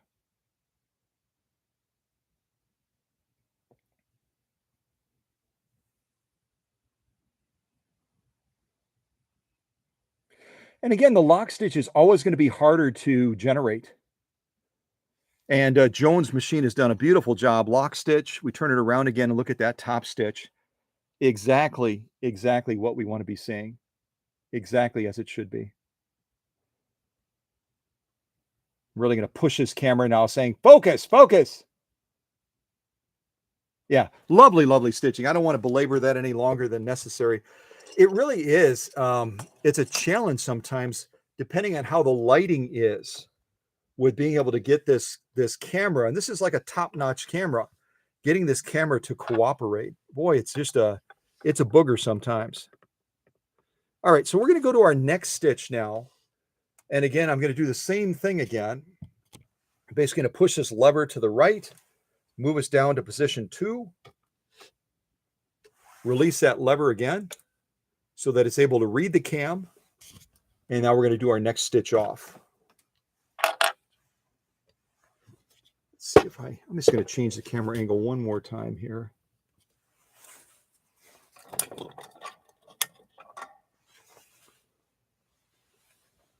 Trying to look at the laptop right now to see if that makes it better or worse.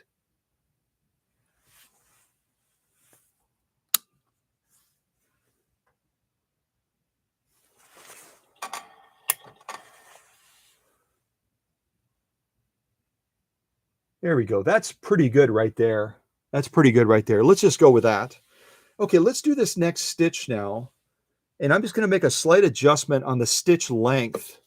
The stitch length is this right here. It's going to make this a little bit shorter, just a little bit. There we go, right about there. So we're just a little bit above 2 on the stitch length. And you can see we started again on cam 4, which is the zigzag. We went to 3. Now we're going to do 2. And then I just made this a little bit shorter with the stitch length over here. So let's see what we think of that.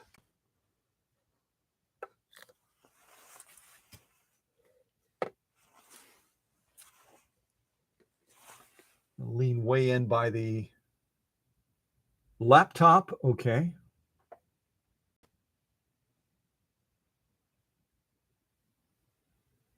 Yeah, I think Craig is right, Sonny. I think it is a veneer for sure. Almost like the old sewing tables. This is going to have layers after layers on it. I agree with Craig 100%. All right, let's do this next stitch. See what we think of this. Make sure my take-up arm is all the way at the top. Get all the way up. There we go. All right, and listen to this machine as well. I'm going to be daring and eliminate these clips for now. I might need them again, though, so I'm going to keep them within reach.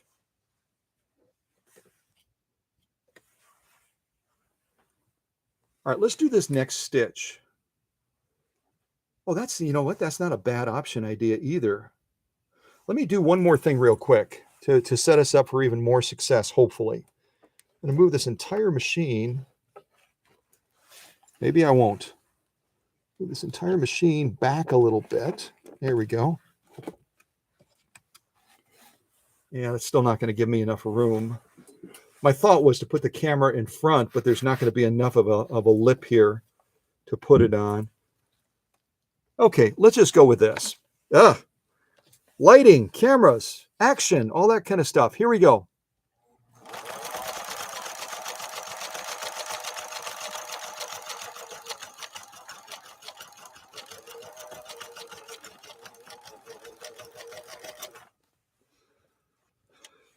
So it looks like that generated us a blind hem stitch, blind hem.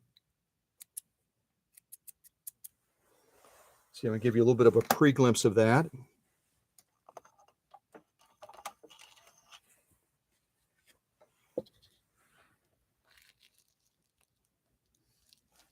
Let me shut off that LED light again.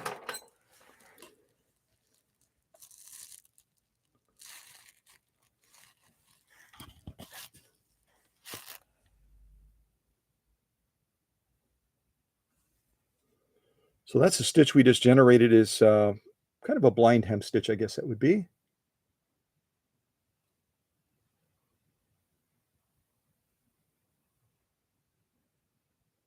And now we only have one stitch that is left. We'll do that one next.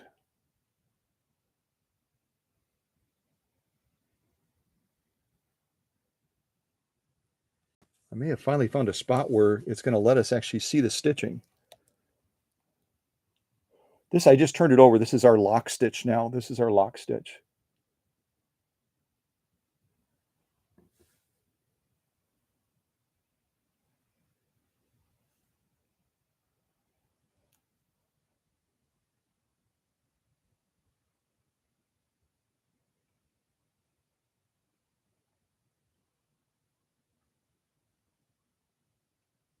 Okay, I'm actually holding my breath when I'm doing that, you guys. I'm holding my breath because it's like, oh, I don't want to wiggle jiggle the camera, and then I'm trying to get the right angle and trying to get the right lighting.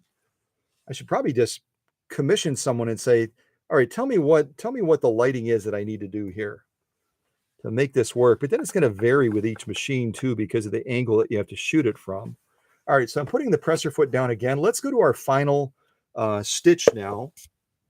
That's going to be with this cam setup that we have. I'm going to push that little lever to the side again, this lever right here, push it to the side and hold it. And then I'm going to move that cam selector all the way down to position 1. Heard me kind of click it into place. Now I'll release that little button again. And now we've moved all the way down to position 1 as far as our cam selection.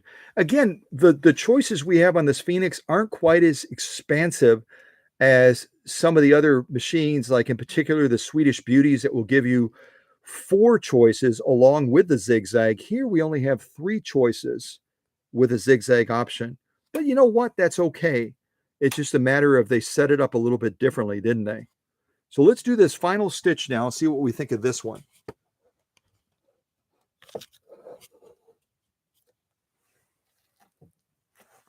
Trying to lean in by the camera to see. Is that better with it off? It's actually better with the light off, isn't it? Let me see if I can get it to be nice to us this way. See what happens. All right, here we go. Our final ornamental type decorative stitch. These are really more utility, aren't they? But at any rate, we'll do this final stitch now and see what we think. Here we go. Oops, I forgot to put my take-up arm up. See, if you don't put your take-up arm all the way up, it can create binding and actually cause the belt to slip. All right, now I've done it correctly. Here we go.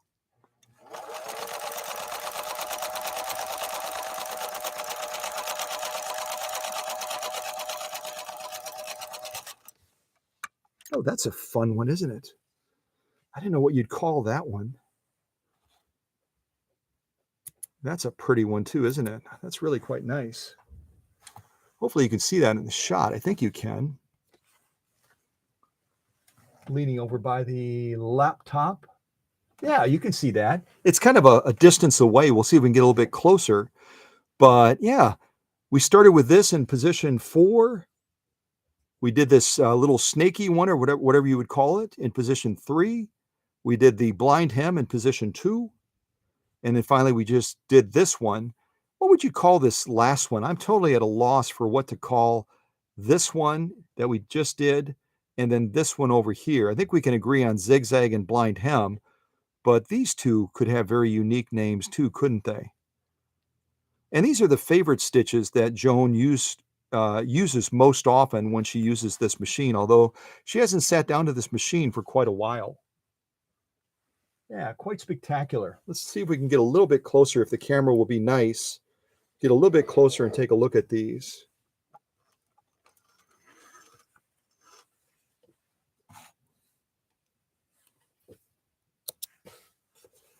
Draw that back.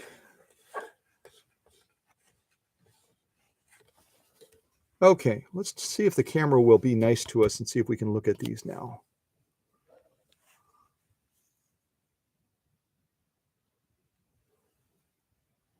Trying to look at the laptop as well so I can see if I've got a good angle.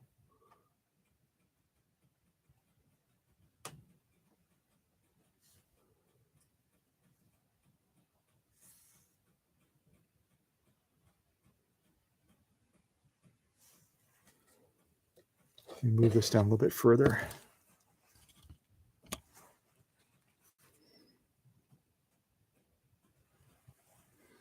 Yeah, that's a pretty good angle, I think, there. It's not too bad.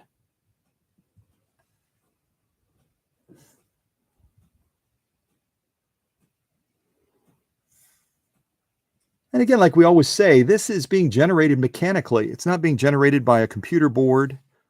It's not being generated by any circuitry other than the electricity flow.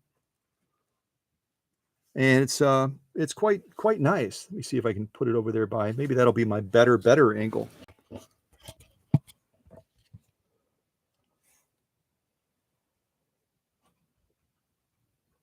Yeah, that may be even nicer there.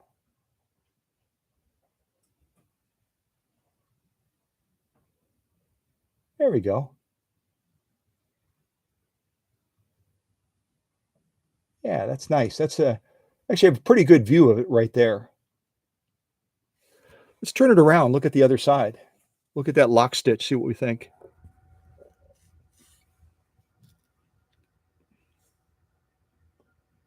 Oh yeah. So we've got a real nice balance right now, and that's always kind of the battle, is getting that balance factor where the upper tension is working with the shuttle bobbin case. And especially when you're working with long beak shuttles, they can be a little bit more temperamental. But we've got a beautiful balance right now with this 100% cotton. And yeah, lovely stitching. Lovely stitching.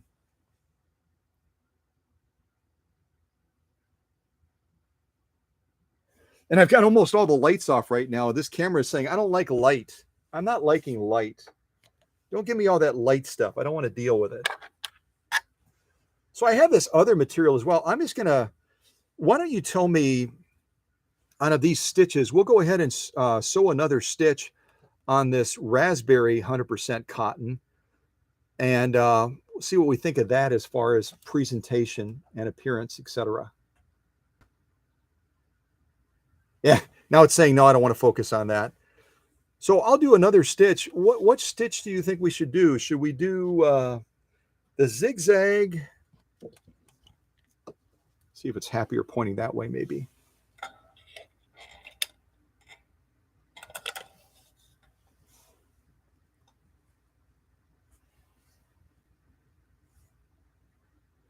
Which of these stitches should we do? Number 1, number 2, number 3, or number 4? Actually, it would be the opposite. It would be 1, 2, 3, or 4, because the zigzag is actually 4. Which of these should we do on that raspberry? I just want to see how it presents on there. You pick the stitch.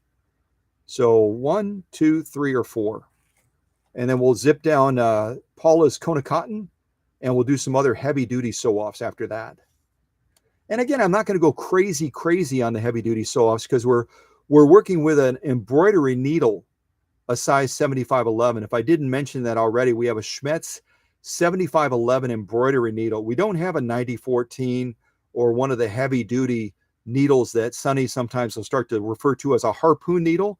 We've got a little bit more of a lengthy, dainty type needle in today. So I may not go quite as heavy duty, although this machine is certainly capable of it. All right, I'm going to look at the chat real quick. Give me a second here. Look at the chat.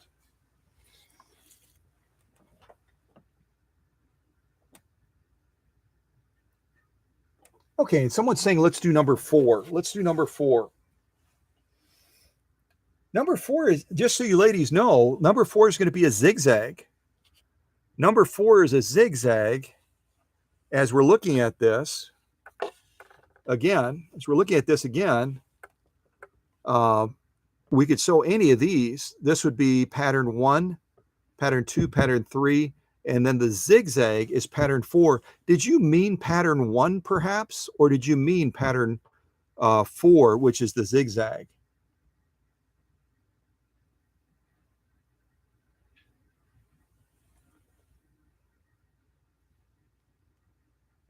Okay.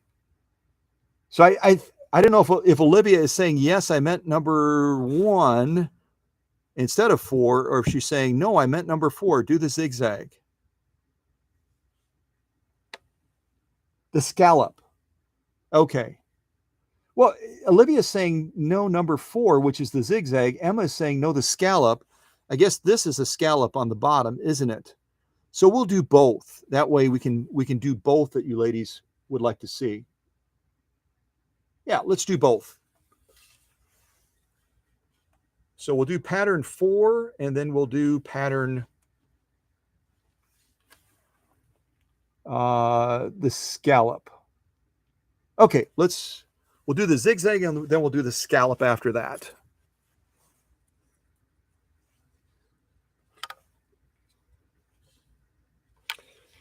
Even the material color can change the outcome, can't it, as far as how that stitch presents. So we'll start with the zigzag, which means I need to push my little lever up top and move it back to position 4, which is what I just did. Now we'll do the zigzag, and then we'll do the scallop, which I believe is going to be position 1.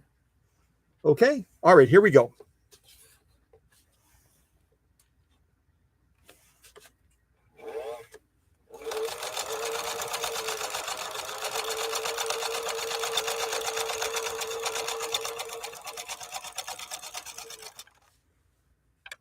Okay, so we just did the zigzag. And now what I'll do, clip those threads, give you a pre-glimpse of the top stitch of this zigzag.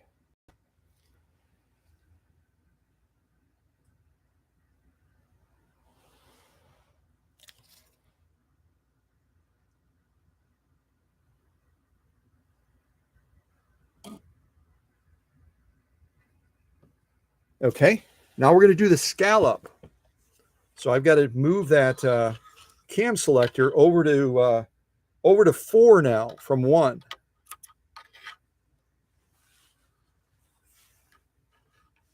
We'll move that over to 4 now from 1. Okay. Get this back into position. I kind of like the look of this raspberry and the way it presents the stitches better, don't you? So again, all I'm doing is I'm going to push this little lever. I'm going to hold this lever to the right. And then I'm going to move this little slider over here to move this from position 4 all the way down to 1. All right, but I got to set the camera down to do that. Wish I had 2 hands or 3 hands or 4, but I don't. All right, so we just moved it all the way down to position 1. And now we'll take a look at this, see what we think.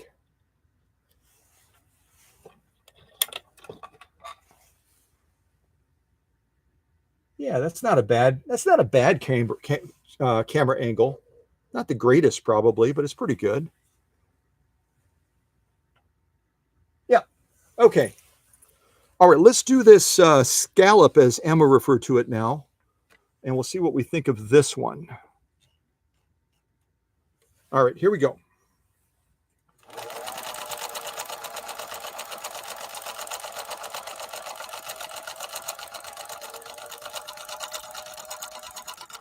And again, we can change the look of any of these stitch patterns dramatically by simply adjusting that stitch length differently.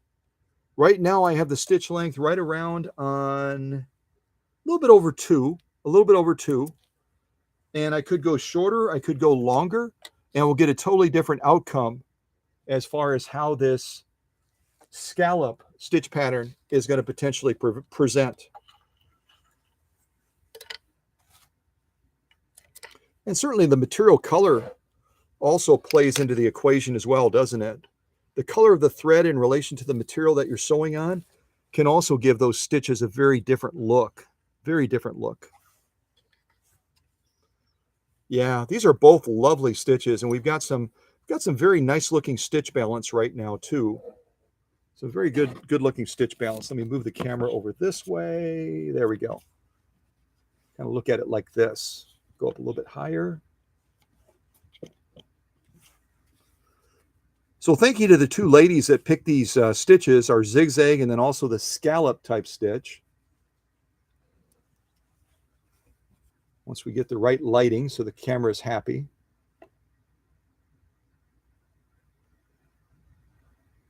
So again, it's going to be our top stitch.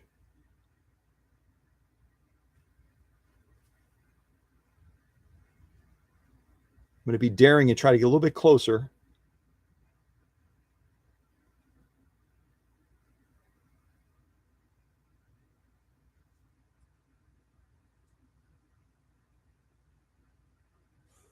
Or I'm just going to set the sucker down and just shoot it like that. That's probably going to be easier in the end, isn't it? There's our top stitch again. Let's see if we can look at it like this. It somehow likes this angle a little bit better. And the only thing, I always say we can make things better. We can always make things better. It's part of our Kanai principle.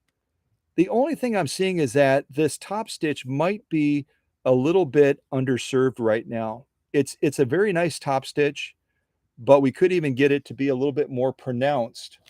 If we were to, if I can hold the camera still, we could even get a little bit more pronounced if we were to back off that upper tension just a little bit. Again, if we back off this upper tension right here, we back it off a little bit, it's going to give us a little bit more definition on this top stitch. Right now, that upper tension is overpowering, which is going to give us a much more pronounced lock stitch, but not quite as nice of a top stitch. Let's flip it over and look at that lock stitch, which is probably going to prove to be a lot more poppy, a lot more poppy. And it's just important that you understand that so that you know how you can make a correction. And as predicted, you can see it pops out a lot more than that top stitch. And that's just a product of the stitch tension balance right now, where that upper tension is pulling up quite a bit harder.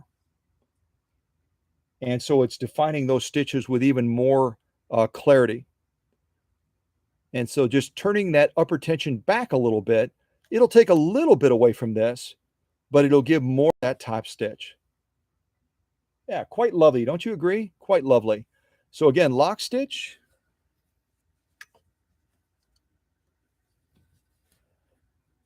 Top stitch. Both of them are page 34, but we could make this better. We could make that better for sure.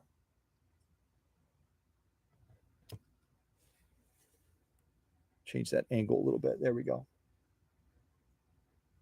Yeah, quite nice. All right, let's move to some other materials now. Let's move to some other materials. Again, we're working with a 1957 Phoenix Automatic Model 283F, which, based on my research, was made by the Adler Sewing Machine Company. Like a lot of companies, this was true of Germany, this was true of other countries. The larger companies oftentimes would do private branding, almost like companies do today, where one company will make a product, but they'll put a lot of other names on it. And that's true of sewing machines back in the 1950s as well. You would have a larger, more preeminent company, and they would go ahead and brand those machines for other companies. And it was the same company, it was the same engineering, the same quality, but it just had a different name on it. Kind of like Sam's Club or Walmart does with their own proprietary brand. They have what does Walmart call their brand? Does anyone remember that? They have a special name for their Walmart brand, but it's made by another company. They don't manufacture it. That other company manufactures it for Walmart, and certainly other companies do the same thing. Yeah. So again, if you're joining the live stream late, this is our setup. This Phoenix Automatic with this incredible workspace. Again, the original bed that would have come with this machine, the original bed that would have come with the machine when the customer bought this back in 1957. Joan Anderson bought this. Again, bought it on installments and then was trying to go along with the sewing center and making aprons to defray the cost. That didn't quite pan out. So she ended up taking an office job to help pay off the rest of the machine. Well, quite a phenomenal machine, quite a fantastic machine. Oh, and we have Paula's Kona cotton. I can stitch that, but it's going to be really hard to see it white on white, isn't it? We'll use the same stitch pattern we just sewed to sew Paula's Kona cotton. I think I told Paula that I saw somewhere on the internet. Again, we don't know what's accurate and what's not accurate on the internet, but I saw somewhere on the internet that Kona cotton had Egyptian roots somehow. They may have made it in Egypt. I don't know if that's true or not. Yeah, great value.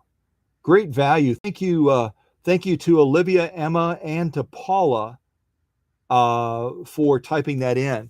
And I buy the Great Value brand sometimes, and they're real smart. They'll even put on that product a comparison with a name brand that might be 20 to 30% more expensive. So I think it's real smart. And obviously they have a lot of buying power, so they can offer that product for quite a bit less, can't they? Quite a bit less. Okay, so let's sew Paula's Kona cotton. Just a fabulous, fabulous cotton. What I'm going to do, because I've got this Kona cotton, and then Paula set this all up for me. She sent me a couple of big bags of this to help me out, and I'm very grateful for it. And in between this Kona cotton, these two layers, is some quilt batting. So we're going to try stitching down. We're going to lay down that same scallop pattern that we just did on this 100% cotton right here. This 100% cotton. We did the zigzag, we did the scallop type stitch. Now we're going to try the same stitching on Paula's Kona cotton. Now I'm going to look at this shot here, turn our light on. Yeah, that's worse. It kind of messes the light up a little bit, doesn't it? It messes the shot up a little bit. Let's try it like this. See how that might work. Yeah, let's give this a go. We'll stick kind of with this angle. It seems to be working pretty well. Okay, so first a scallop is what we're going to be trying to stitch on Paula's Kona cotton. Then we're going to lay down a zigzag. And yeah, we'll see how the machine is going to do great, but we'll see how it manages this Kona cotton material. Kona cotton is like a high premium cotton material. So yeah, fancy machine, fancy cotton. Why not, right? All right, here we go.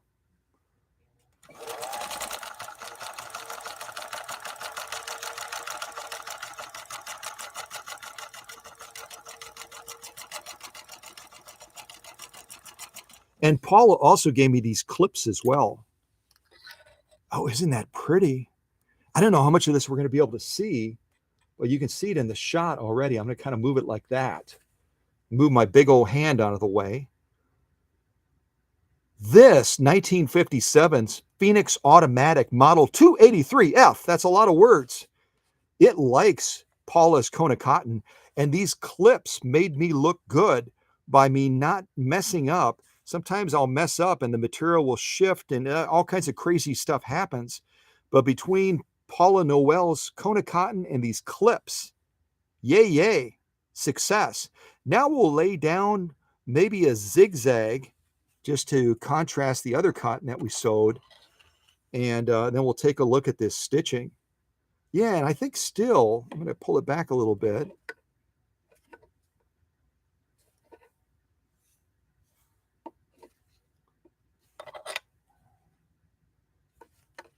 Yeah. something about cotton. It's just, you got to find that sweet balance. We've got very beautiful stitching, very, very beautiful stitching, but I'm not 100% satisfied with our stitch balance. I think we could tweak it even a little bit more. Okay, let's take those clips off temporarily. Give you a pre-glimpse of this though. Clip these threads. Yeah, our lock stitch is still dominating a little bit more than I would like to see. Our lock stitch is still dominating a little bit more. Let's go over to here.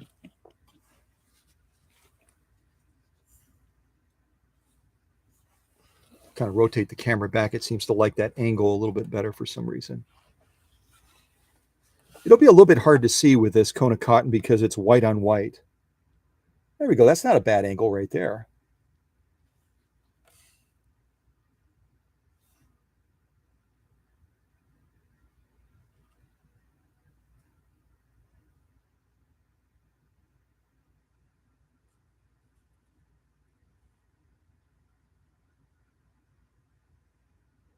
Aren't those beautiful stitches? Beautiful, beautiful stitches. This again is, I'm looking at the angle. This is our top stitch. So I guess I'm not totally dissatisfied with this top stitch. It's really quite nice, but we can always make it better, can't we?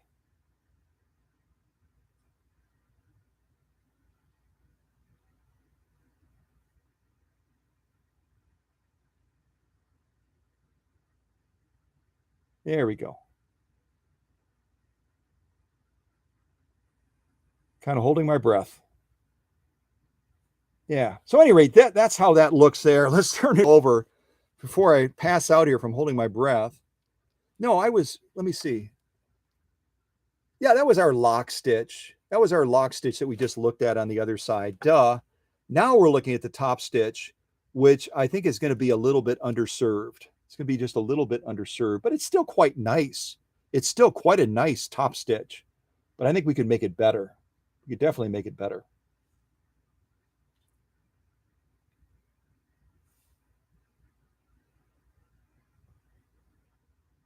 Yeah, very, very nice.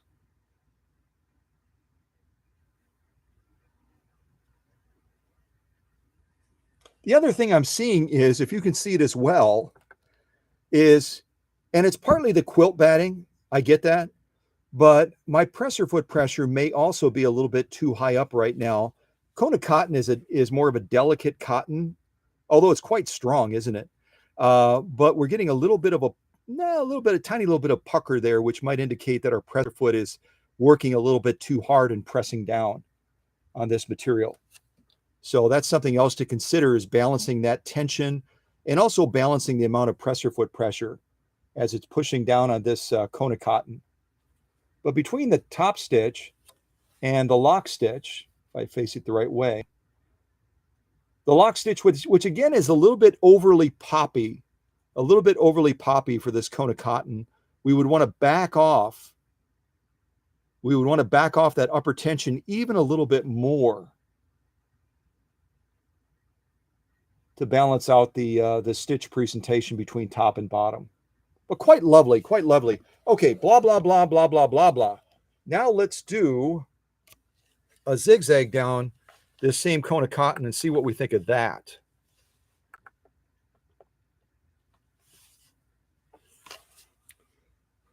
Dare I go without my clips? I think I'll keep the clips so I can hopefully not mess up.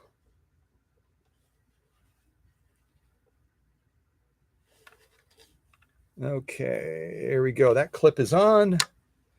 That clip is on. All right, so now I'm going to set this up over here for a zigzag. All I'm going to do is push that little lever on the back, like you've seen me do several times, this little lever right here. Push it, hold it to the right, and then I'll move this slider from position 1, which is the scallop, all the way to the top to position 4, so we can get that zigzag stitch after that. Okay, do that next. So I'm going to push that lever over. I'm going to move this all the way back up to position 1. Really, really important. You remember to slide that lever over so that you're not forcing that reader finger against that cam and potentially going to damage it. So, all right, so now let's do a zigzag going down and we'll see what we think of this one. All right. Okay, here we go.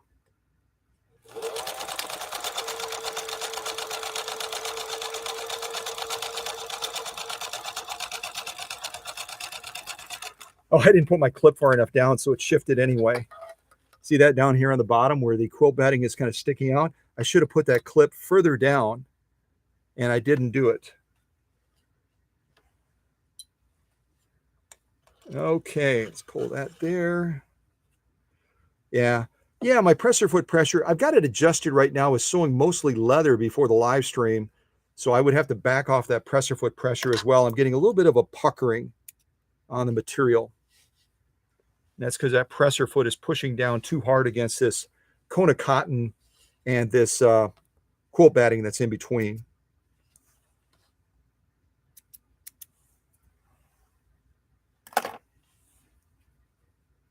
All right, I'm going to try to get it orientated right this time. So, yep, the clips are on the right side, so this is faced correctly. This is going to be our top stitch. We'll take a look at this first. Our top stitch. Change my camera angle back here. For some reason, it likes that better. We'll go that way.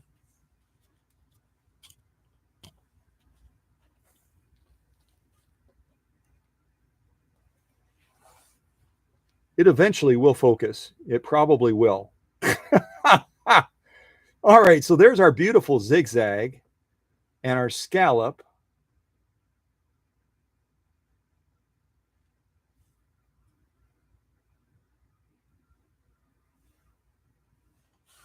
Turn it like this. See if we can look at it like that. That might make it easier for the camera. We'll see.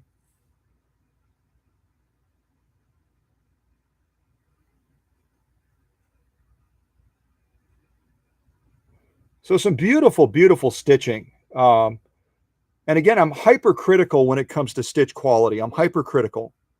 But I think all in all, we've done really well with this Kona cotton and this quilt batting that Paula had set up for me. Lovely, lovely stitching.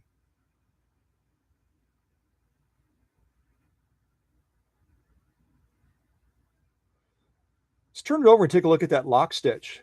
Turn it over and look at that lock stitch. Kind of we're upside down, but that's okay. We're upside down with the scallop now on the bottom and the zigzag on top. We'll take a look at that now, see what we think of that. But again, if you look at the stitching critically, you can see what I'm saying by right now with our tension balance, we're giving a little bit more domination to that lock stitch. And that's a very easy thing to correct once we, get into a rhythm with that type of material. It's very easy to correct by just backing off that upper tension a little bit and giving more authority back to that long beak shuttle. We've got to give more authority back to that long beak shuttle.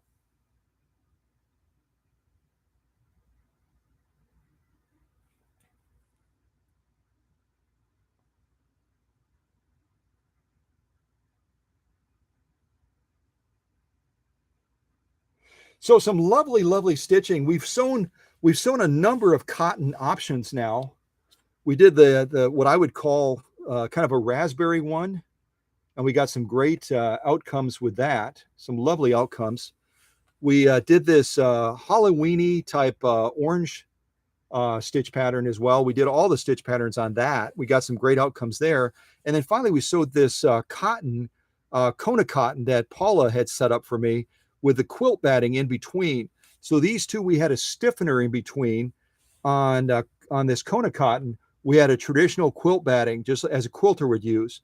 And other than my presser foot pressure being too high up, which is causing a little bit of that puckering. And again, that's very easy to correct on this machine by just turning this counterclockwise and backing it off. I'd already backed it off quite a bit, but I didn't back it off enough to accommodate this cotton material. So again, the more you turn this clockwise, the harder it's going to push down for the heavier materials. The more you turn it counterclockwise, the lighter that push is going to be with that presser foot against the material into the feed dogs. So that's an easy thing. If you're getting puckering, back this off, turn it counterclockwise. If you're not getting enough traction and your stitches, you've got it set on real long stitches, but you're getting stubby stitches, then you need to increase this by turning it clockwise to increase that push down factor. Okay. So it's real easy to correct. It's just a matter of, we've already been running 2 hours and 15 minutes because of all the introductory tutorial stuff that I covered about this machine, which is fine. That's got a great deal of value, especially to someone that's getting this machine, might not have an owner's manual and is like, I have no idea what I'm doing. So we have to cover the setup of the machine and all that. It's very critical on this channel. We're a classroom. We want to learn together. And so we cover that, but it consumes time, doesn't it? So we're going to try to move forward now. We'll do some heavier duty sew-offs. And again, I'm not going to go nuts because we're working with a 7511 embroidery needle. And I don't want to bust a needle. I mean, we can bust a needle. I've got more of them, but busting a needle can also do damage to the hook. And it can also scar, as I showed you already, this throat plate opening on this machine has been hit a lot by needles over the years. And so we don't want to contribute to that damage. It creates a lot of problems in the sewing process with creating little barbs on that throat plate. So if you ever have a needle break, you'll want to inspect your throat plate opening to make sure that you don't have a rough spot that's going to be catching that thread as it comes out of that bobbin case, okay? Okay, so quick input from the family, quick input from the Cow Country family that's in attendance. We've got all of these as potential options. We've got compressed felt, we've got denim, we've got this silk satin type Christmassy material, we've got acrylic fiber, we've got a Army grade canvas, US Army grade canvas, and then finally we have this bubblegum material which has a lot of vinyl in it. Which material do you want me to sew next with Joan's machine? Any of these we'll look from, and then we'll look at the leather last. What do you guys think?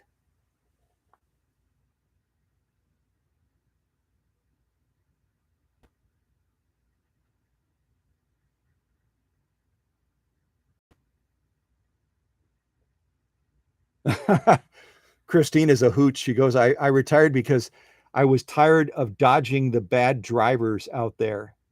I don't blame her. There are some bad drivers, some real bad drivers.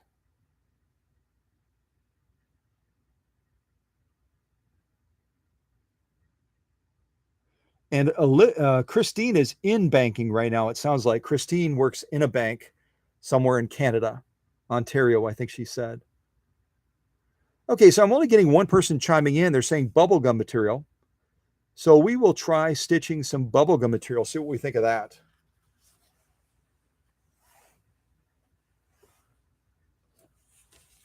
And if you're new to the channel, the bubblegum material, the reason I call it bubblegum material, if I grab on either end of it like this,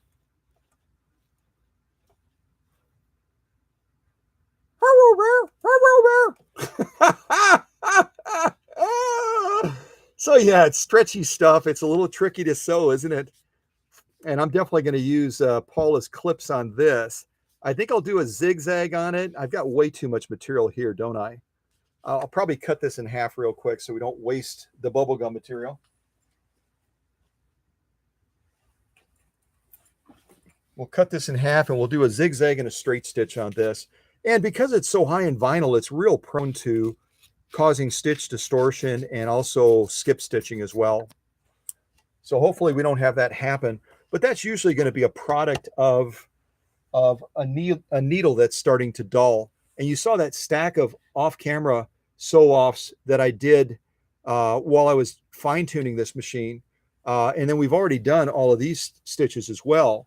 So these embroidery needles have to be changed frequently, but we're going to be finishing out this live stream without changing the needle. So we'll see how we do with that. Okay, so I'm going to get this bubblegum material into place as best as I'm able. Get that presser foot down. Change our camera angle a little bit.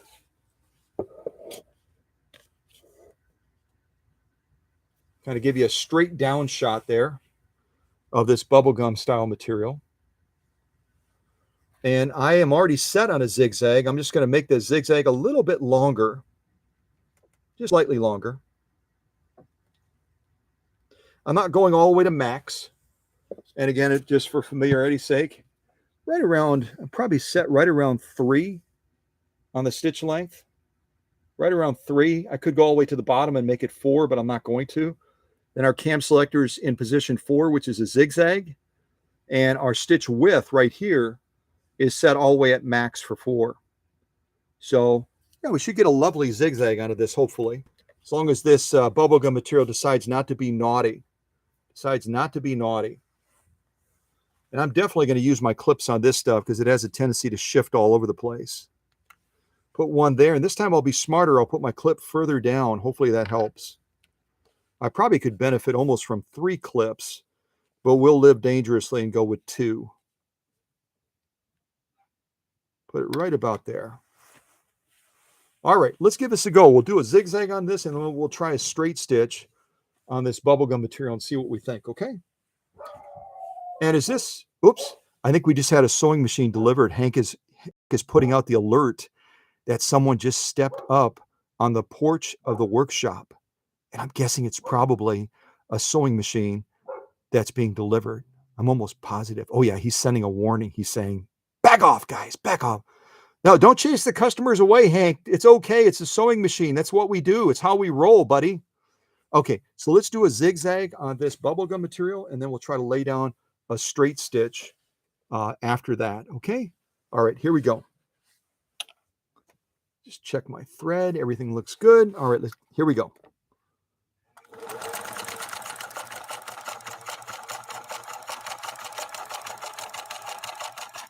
Thank goodness for those clips that Paula sent with all the other goodies. These clips just saved me. They saved a lot. Let's spin this around. See what we think of that. Oh yeah, that's quite lovely, isn't it? And again, this is a heavy, heavy vinyl material. Lots of vinyl in this bubblegum material. And it's almost like the Naugahyde, where it's going to really, really create a lot of issues for us potentially. But it didn't. This machine, this model 283F, did a brilliant job of managing that stitch. There's our zigzag on top. Wait, did I flip it? Yeah, this is our lock stitch. Oh my gosh, I'm so turned around. That's our lock stitch. And then this is our top stitch. And they're both spectacular. They're both spectacular. That's actually a really nice angle right there. I may stick with this angle for the other sew-offs. I've been battling, and I could have just pulled it out and stuck it right against this bed. So yeah, lovely stitching throughout. Now we'll go to a straight stitch. And we're only going to have to make one adjustment to do that. All we have to do is just move our stitch width over to 0. Get that over there. All of our threads are clipped. Yes. Get that into position. Press your foot down. So we're just going to make one quick little adjustment. We'll move our stitch width over here from 4 over to 0. And let's see. We'll increase our stitch length just slightly. We're almost at max, not quite. And hopefully we can not have any skip stitches. Again, the longer you make a stitch, the wider you make a stitch, the more you create a span between where those needle strikes are, where the needle is passing through the material, the more likely you are to have skip stitching because you're stretching the span. It's almost like think of a bridge. You're kind of creating a larger bridge, which creates a greater opportunity for skip stitches. So hopefully we don't have that happen with all the workout I've already given to this 7511 Schmetz embroidery needle. I think it'll be up to the task. It's a great little needle, isn't it? All right, let's give this a go. So we should have yep, we've got everything set up for straight now. Let me just get my take-up arm all the way up. There we go. We're on the downstroke. And now we'll lay down a straight stitch against this bubblegum material. All right, here we go.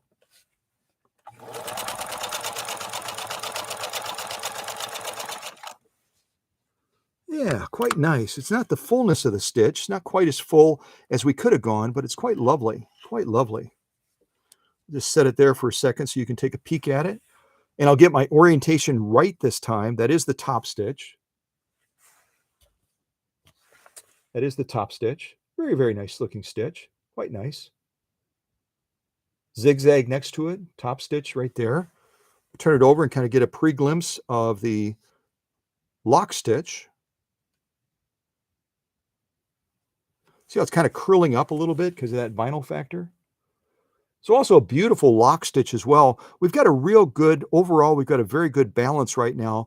If we were going to be sewing a ton of this bubblegum material, we've nailed it. We don't want to mess with the tension right now. We've got a real good balance as far as the presentation of this. Now, the thing to do to test that theory fully is we know that this is high vinyl content, right? And we know that it's prone to skip stitches. It's prone to create stitch distortion.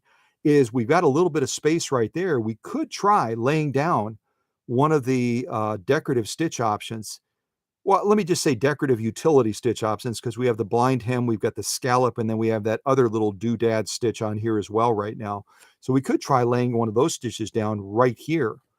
We've done the scallop a couple of times, so maybe we could do that other stitch pattern, which I think is number 2 or number 3. I think it's number, I don't remember. I don't remember, it's 2 or 3. Just type a number in the live chat if we should do position 2 or 3 as far as the decorative. We'll lay that down this bubblegum material. It's a little bit of a risk because there's a lot of needle swing with those patterns, which is going to create even a greater possibility of skipping a stitch, but we'll give it a try.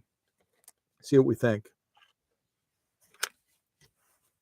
But these are some gorgeous stitches here that we just laid down on this bubblegum material. Very, very nice stitching. I'm going to get this back into position. And even with my clips on there, this still separated just a little bit, didn't it? It still pulled apart so that my edges are not even. So even with the aid of clips, that material will sometimes shift on you a little bit. And that really is the trick, isn't it? Is to try to keep that as even as possible. And I don't always do that, do I? No, I don't. Okay, so I'm going to look in the chat to see what you guys are typing. Oh my goodness. So we have Sunny saying 3. We have Emma saying 2. So I'll tell you what, I'm going to adjust my presser foot a little bit. We're going to move it over even a little bit further, and we'll do both. We'll do both. So 2 and 3 is what we're going to do. I'm going to shift that over a little bit more. Yeah, isn't that a lovely shot right now? And it's partly the color of the material, the blue, the dark, rich blue with the white thread contrasting it. The camera's able to see that. Some of the color choices I get in the light thread and the material really, really makes it tough on the camera. This is exactly as it should be. It's a lovely shot. It gives you a clear view of the stitch quality that we just laid down on this tricky, tricky bubblegum material. I don't remember. I may have sent a sample of this out to Sunny out in Pennsylvania. She can confirm or deny that, or she can say it's classified and I'm not going to speak to that. I mean, that's up to Sunny. Sunny's one of the leadership team. She can say whatever she wants to say. But we're going to give it a go anyway and see if we can do, we'll do pattern 3 and then we'll do pattern 2. Okay.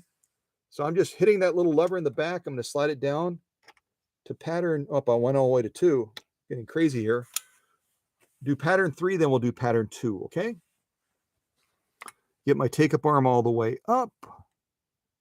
And I'm a little bit nervous about these clips being so close as we move over, but we'll see if hopefully we clear them. Hopefully we clear them.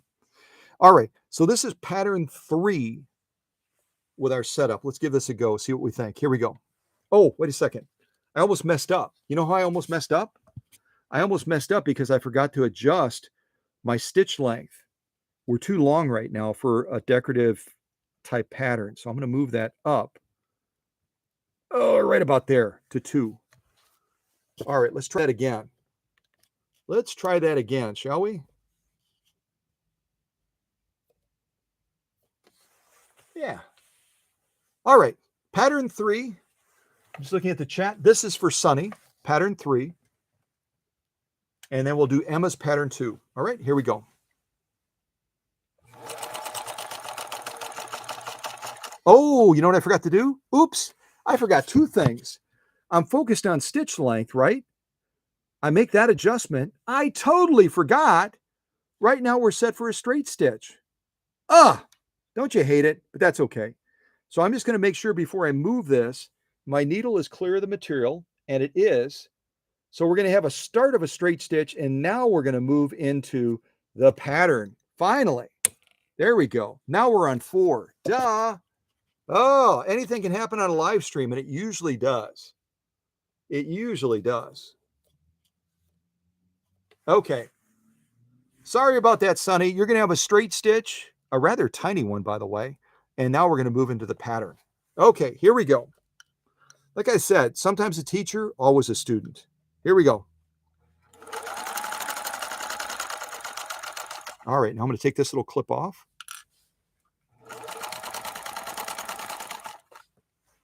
Okay, and it's kind of cool, actually. It kind of turned out semi-cool. Let me do this. Spin that around so you can get a glimpse of it. That would be kind of fun to do that, wouldn't it? You kind of do a straight stitch starting, and then you move into the pattern sew off, kind of do it. I made a mistake. That wasn't supposed to happen, but it did, and that's okay. So we have a beautiful, tiny, tiny little straight stitch, probably looking at an inch. 1, 2, 3, 4, 5, 6, 7, probably about 10 to 12 stitches per inch. And then we moved into the pattern sew off that Sonny wanted to see. Now I won't goof up. I'll do Emma's pattern number 2, and we'll actually do the entire stitch line with that pattern. All right, let's try this again. Let's try this again.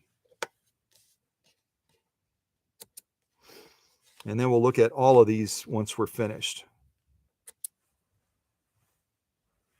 All right, so let's get this set back up again. We're going to go without the aid of the clips at this point because we don't have any room left. I'm going to change to Emma's pattern now, pattern 2.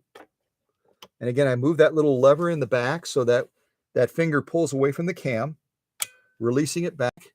And now we'll stitch down doing pattern number 2 instead of a straight stitch. We'll do the entire pattern line. Yeah, let's do that. All right, here we go.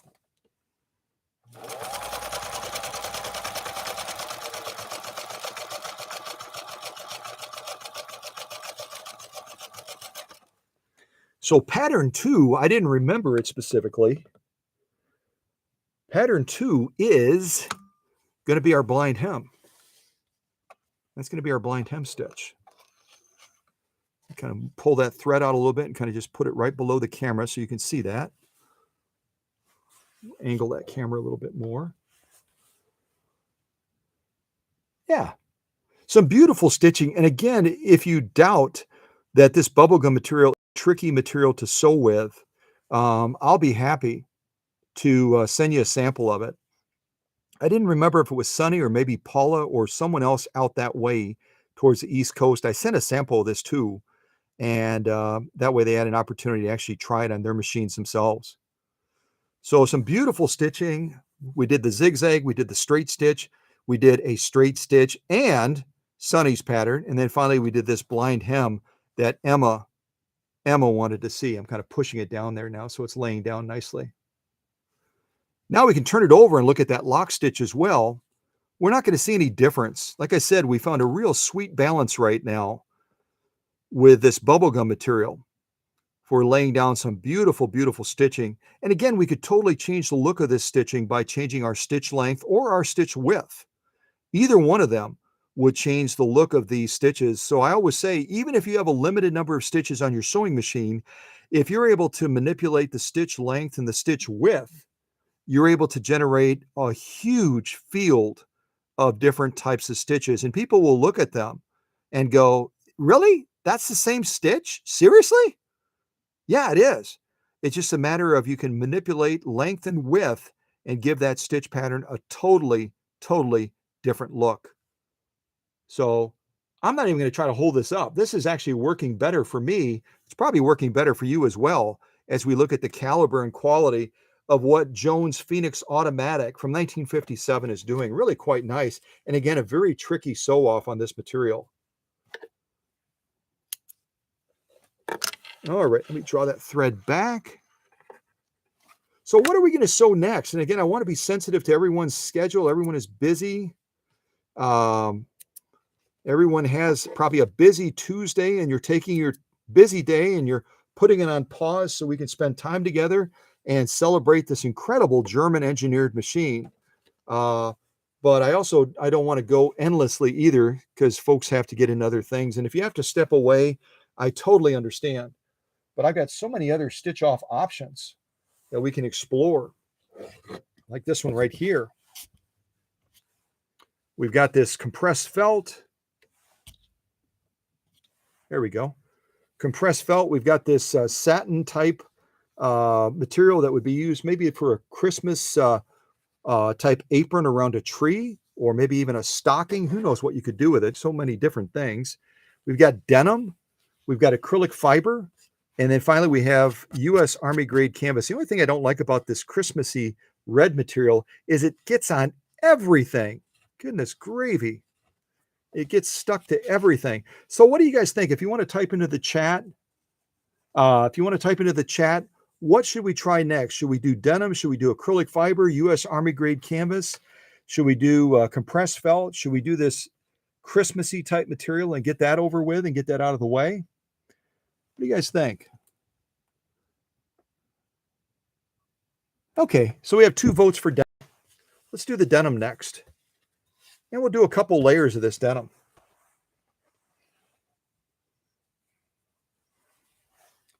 Again, I've got a embroidery needle, a size 11 needle in there, so I'm not going to go nuts. But I'll probably do 4 layers of this. I'll do 4 layers of denim. Normally, I would fold it in the middle and then fold it again and do 6 layers like this. 6 layers of heavy grade denim. I don't know if I want to try that with a size 75-11 embroidery needle. That might be a little bit over the top. What do you guys think? Type in the chat what you think. I mean, I don't want to damage the throat plate any more than it already is by breaking a needle. I'm thinking that 4 would be more prudent based on our setup. We have to take setup into account. The machine is strong enough to do probably 10 to 12 layers of this with the appropriate setup. With an embroidery needle, 75-11, maybe 4 layers like this is a little bit smarter move. What do you guys think?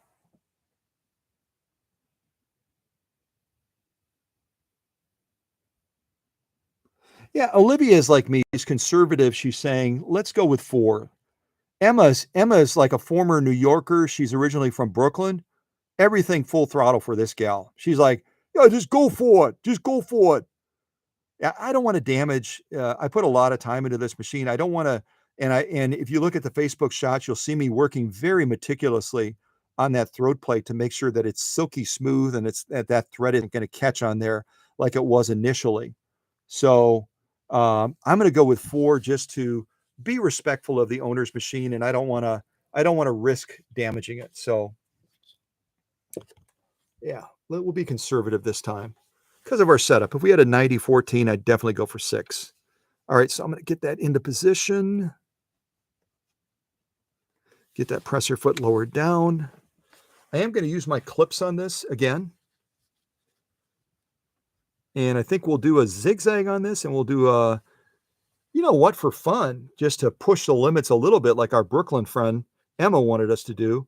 We could potentially do one of the, we could do a scallop. Why don't we do this? Why don't we do this? Why don't we do a zigzag on here? And why don't we do a scallop stitch through 4 layers of denim? That's pushing the limits a little bit, but I don't think we'll break a needle doing that. So we should be okay. Let's give that a go. Let's give that a go.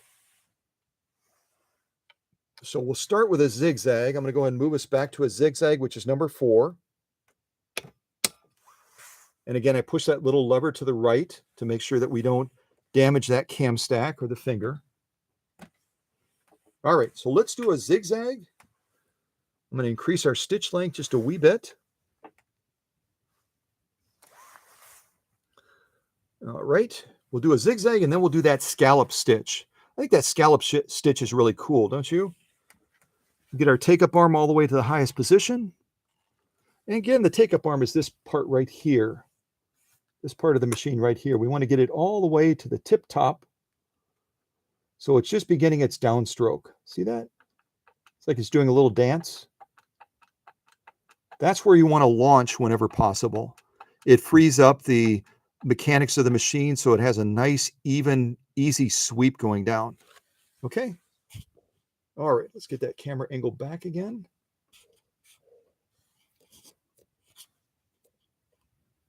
There we go. I think that's a pretty good angle. Okay, so we're laying down a zigzag and then we'll do the scallop next to it. Again, 4 layers of denim. Not a challenge for the machine, but I think it's as far as we want to push it for our setup. Okay, here we go.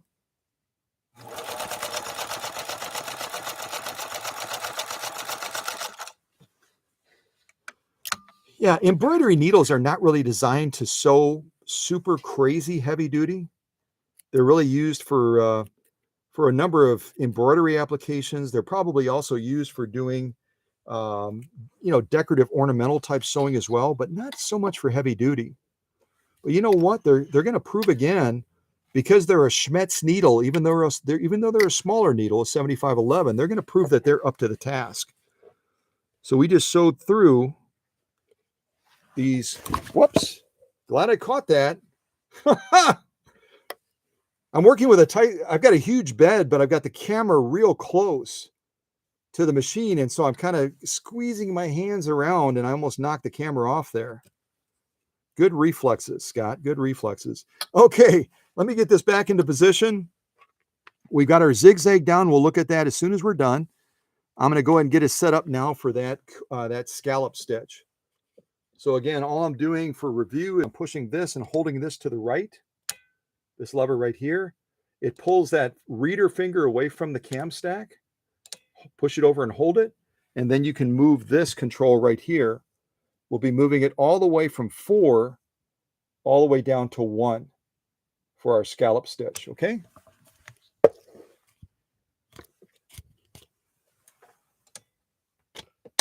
All right, so all the way down on 1 now. Our stitch width is good to go. Our stitch length, I'm going to shorten up just a little bit more. Bring us from 3 right about down to 2. Okay, perfect. Adjust our camera again so we can see that stitch line coming down.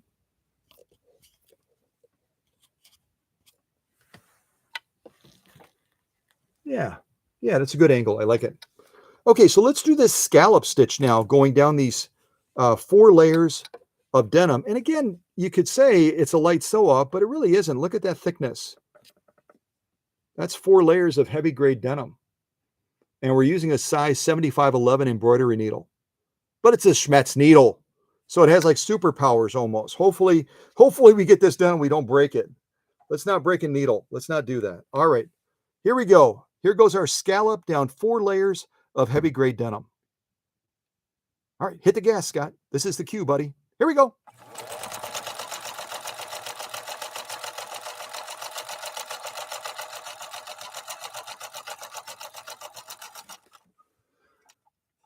Oh, that's a teeny tiny little stitch. I could have made that longer. Good gravy.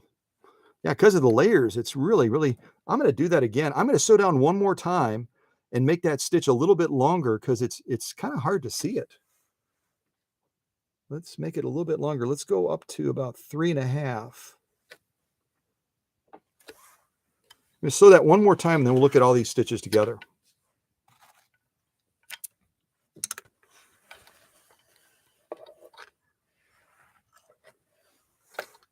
But again, if you're joining us a little bit late, this is a 1957 Phoenix Automatic. It was made in Germany by the Adler Sewing Machine Company. And the customer, Joan Anderson, purchased it brand new. And back off that upper tension just a little bit more. And basically had to pay it off because it's a lot of money back then, $500. It's a lot of money. Actually, I can say that casually, but $500 is still a lot of money, I think. Most people don't go out and spend $500, without applying some thought to it. But you can see why I'm sewing it a second time with a little bit longer stitch. It's kind of hard to see it. And we can try to get real close and take a close look at it. But I just lengthened the stitch a little bit more. and we'll see if that might make it a little bit easier to see, a bit more visibility. Okay, let's give this a go again. Get that take-up arm all the way up. We'll sew this one more time, and then that also allows us to see the contrast between this one and that one where we've lengthened the stitch length on this particular row. Okay? All right, here we go. Did I do it again? No, I did it correctly. I didn't see any needle movement. I started to question, wait a second, did I forget? Did I forget to do something? It could happen. Yeah, and I don't like the look of it when it's longer like that because it stretches the pattern out a little bit too far. But at least we can see the stitching a little bit more clearly. Ideally, when you're sewing the ornamentals, you want to go with a shorter stitch length typically. But we'll be able to look at these two comparatively and see what we think. All right, let's pull that back. And I'm going to do the same thing I did before because I think that'll probably, in a general sense, work out best for it. This is our top stitch. And I might have to move it up a little bit because that pattern is just so tiny. Let me move it up.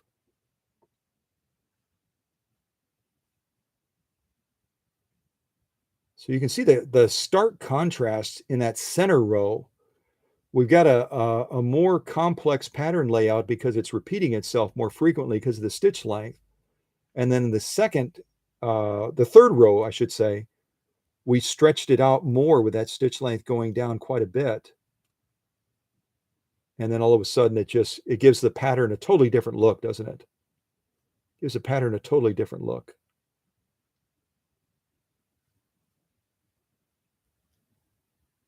Yeah, in either case, it's lovely, lovely stitching, and it's just a matter of, part of this is you'd almost have to kind of pull this back like I'm doing right now to make that stitching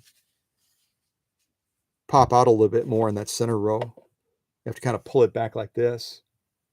Then you can see that stitching kind of presenting itself there. But it just gives a totally different look, doesn't it? Totally different look. As you're pulling it back, you can see those tiny little stitches kind of popping through like, hey, look at me, I'm here, I'm here. Kind of like Horton Hears a Who.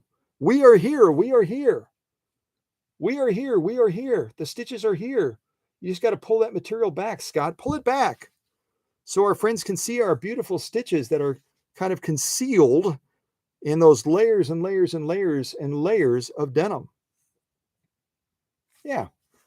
Here's our lock stitch. Again, it's going to be a little poppier. I've made a number of adjustments on that upper tension, and that upper tension is just really wanting to prove itself. Kind of lay this down first of all, and then we can always move closer.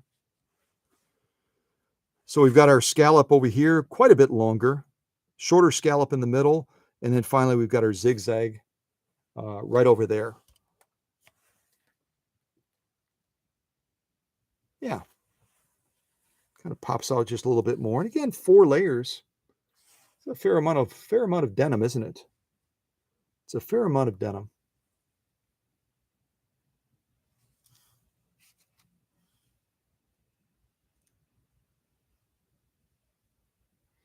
Yeah, lovely, lovely sewing. Lovely sewing. I'll put that in the near the back of the bed.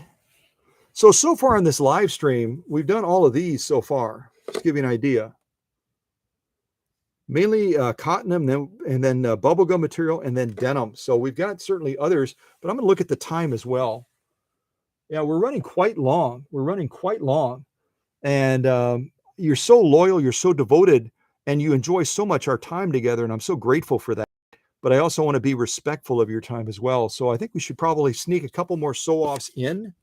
I'd like to do a little bit of leather on this machine, even though I'm not going to go nuts with it because of the concern about the needle setup that we have. And I'm going to bump up our upper tension just a little bit because of the leather. Leather is usually going to demand a little bit higher upper tension to maintain that lock stitch integrity. And the little tricky thing about this Phoenix Automatic is this is one of those tensions that doesn't have boundary settings. In other words, you don't just turn it from, say, 0 to 9 and you can't go past 9. This particular tensioner can go around and around and around and around and around until you can't screw it in any further. So it makes it a little bit trickier to say, okay, when I did the cotton, I set it down around 3. And when I did the leather, I set it up around 7, but I had to go around kind of like a safe lock. I set it on 7, but I had to go around twice. You almost have to write down little notes with an upper tension like this because you don't have those set boundaries of 0 to 9. And you can say, oh, yeah, whenever I'm sewing fleece, I always set it on 4. When I'm sewing leather, I always set it on 6. When I'm sewing cotton, I always set it between 3 and 4, and I get a great outcome. This one, because it doesn't have those boundaries and it can go around and around and around and around and around, it makes it a little bit more problematic to try to remember where those sweet spots are on this upper tension unit. So it sometimes requires a little bit more adjustment, doesn't it? Oh, let me show a distance shot again if you joined the live stream late, just to show you our setup of this Phoenix Automatic. And this, again, is all original. This was not made by somebody. This came from the factory with this huge bed setup with this veneer coating. Craig, out with Sonny, I think nailed it when he said, yeah, that's a veneer coating. And you can kind of see that from the backside as well. But one of the largest workspaces that I've ever seen with a vintage sewing machine. It even dwarfs the Swedish Beauties and the Fofs as far as the expanse for rotating bulky materials, and that it's quite amazing. Quite an amazing setup. Yeah, I might have to add one of these to my collection. Joan said, eventually when she passes away, she doesn't know if the family will be incredibly, motivated to say, oh yeah, let's keep this in the family as an heirloom. So I'm going to get my little plug in and say, Joan, when your time comes, which hopefully isn't for a very, very, very, very, very, very, very long time, mention to your kids, I'd like to have first right of refusal on this Phoenix Automatic. And a number of you are probably saying, hold on, Scott, put our names in that hat too. We'd like to have first right of refusal on this Phoenix as well, because she is quite spectacular, isn't she? She's quite spectacular. Okay, so on the last machine that we tried to do saddle gray leather on, it really battled us in trying to get that balance. And ultimately, I would have had to make bobbin adjustments to the machine as well, bobbin case adjustments to get that absolutely as it should be. We're going to see if we can do it today just with adjustments on the upper tension. Hopefully we can do that. We'll see how we do. And again, because I'm dealing with an embroidery needle, I'm not going to be going higher than a single layer of saddle gray leather. Saddle gray leather is about 3 ounces, sometimes 4 ounces, depending on what part of the hide it comes from. So I think going with 3 ounces of saddle gray leather is enough for a 7511 embroidery needle.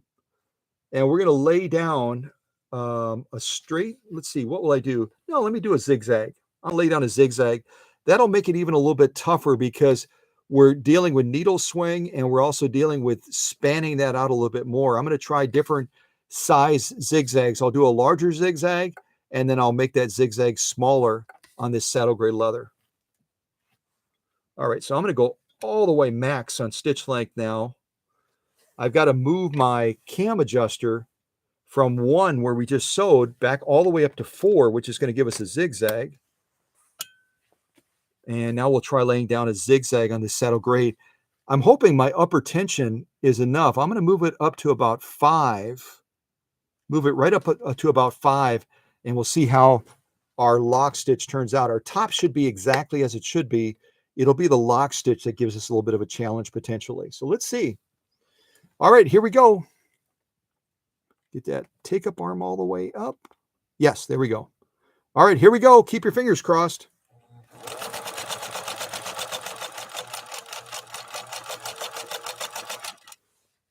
I'm being a little bit conservative on speed. I'm like, okay, it's an embroidery needle. Do I want to be crazy? Do I want to be crazy? And you know what? We had great success. I just peeked around the edge. Got a little bit of alignment one right there. That could be a tiring needle right there. As your needle loses its integrity, you'll have sometimes just a little bit of a loopiness about that. All in all, very, very good outcome. I'll show this to you so you can take a look at it.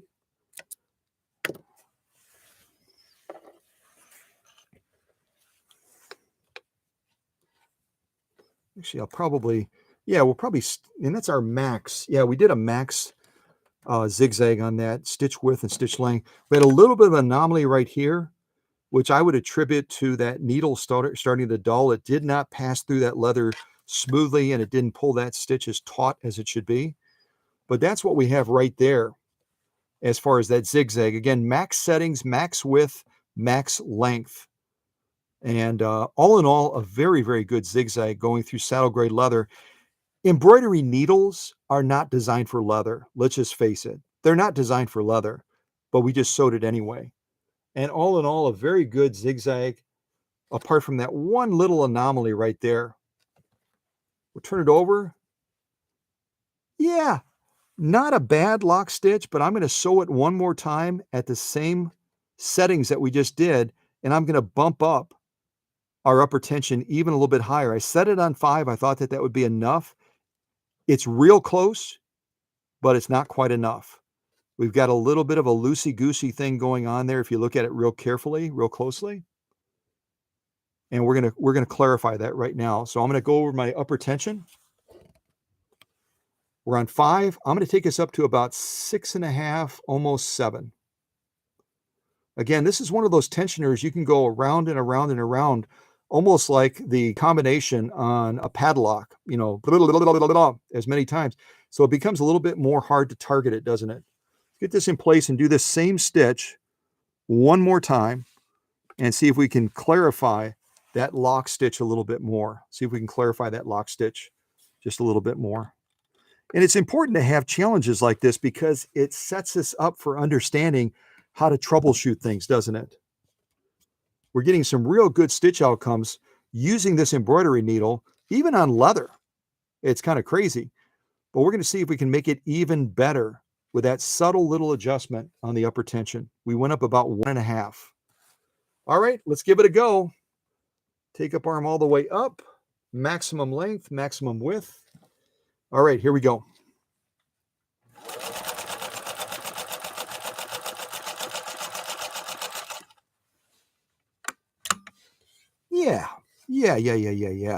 Yeah. So this bottom row is going to be the one that we just did. I'm liking that already. And again, even when you look at a piece of, angle that down more. Even when you look at a piece of leather like this, you would look at a piece of leather like this that's probably about 1 inch wide and several inches long, and you say, well, it's probably the same, isn't it? I mean, it's going to be the same over here as it is over there. That's not the case. As you go through leather, the grain of the leather, the thickness of the leather, depending on how they cut it from the hide, is going to vary. So it might just be 1/1000th of an inch or 2/1000ths of an inch thicker over here or over here, but it's going to change the outcome of how that stitch presents. And you have to realize that when you're working with leather, even if you buy real high grade processed leather, that height is going to vary. The thickness of that leather, even within a region like this, is going to be slightly different. And what we got the second time on this row right here is we got even a better outcome on stitch definition for our top stitch. Here we had a little bit of an anomaly right over here where it was a little bit loosey-goosey. You can even see as I move that thread with my little clippers where that needle passed through and it either hit a rough spot in the leather or something, but it did not pull that thread taut like it should have been done. It's loose right there.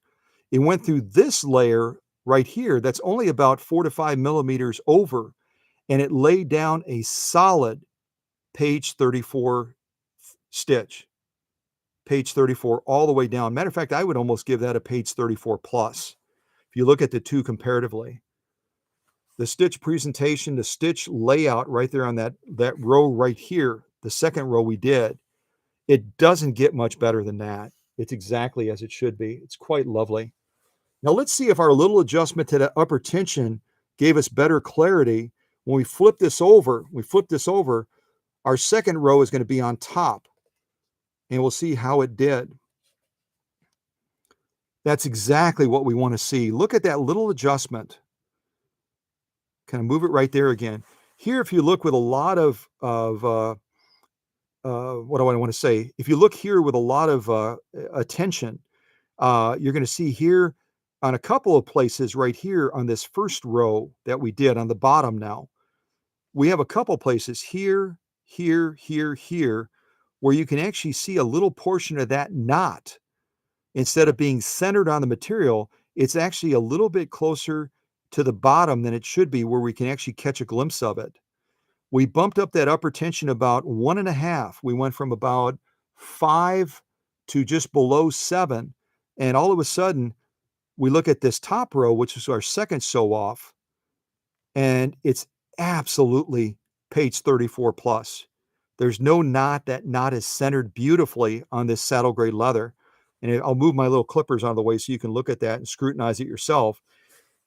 Here we were off the mark a little bit. We did not have enough upper tension to pull that knot into the center as it should be.